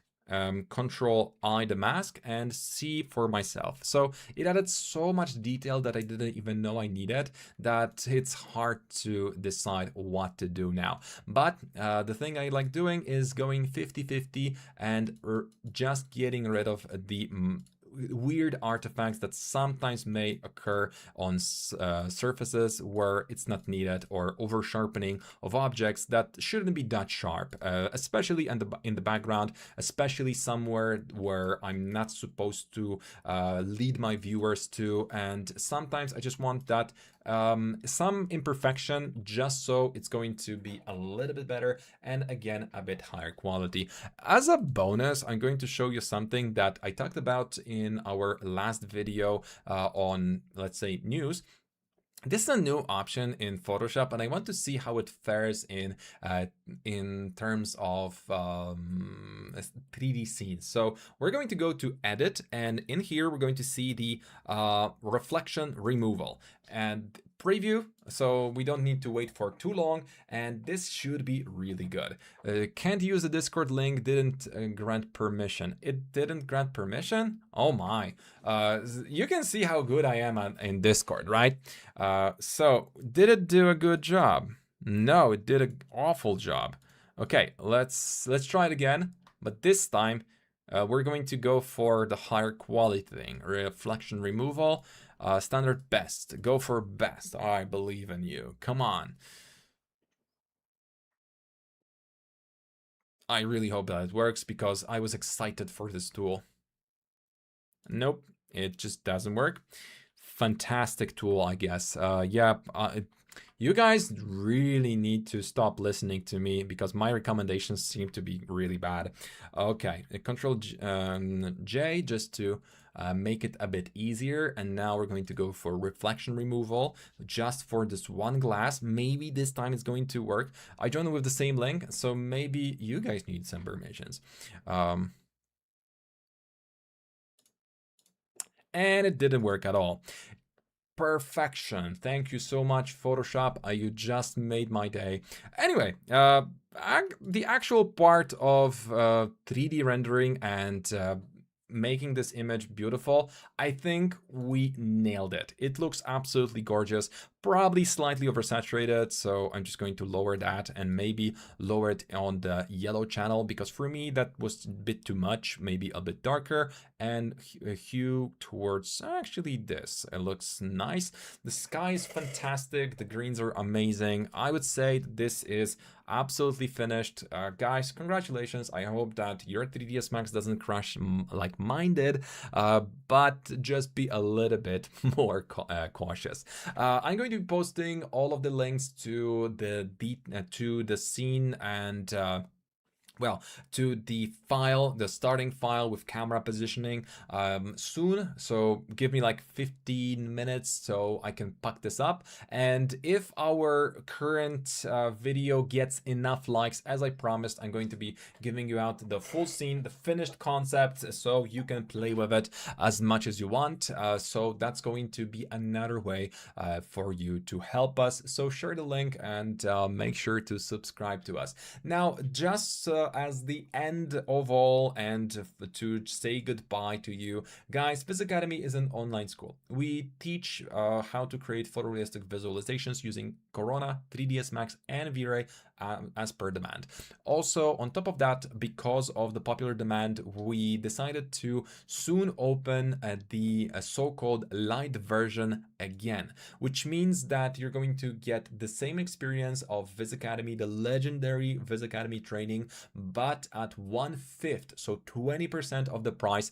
The pluses or the differences are that there's no support, so no handholding. You're going to be on your own. So I would say that it's perfect for those of you that want to just dive into it without any pressure on you, time pressure, because typically in our pro training, which is the full package, you're going to get the full support, 3 times a week webinar. So that's just me being all the time with you. So that's just me throwing me. And that's basically what the light version doesn't have. But you're also going to be getting the full curriculum, the full videos, all the tasks, and access to our platform.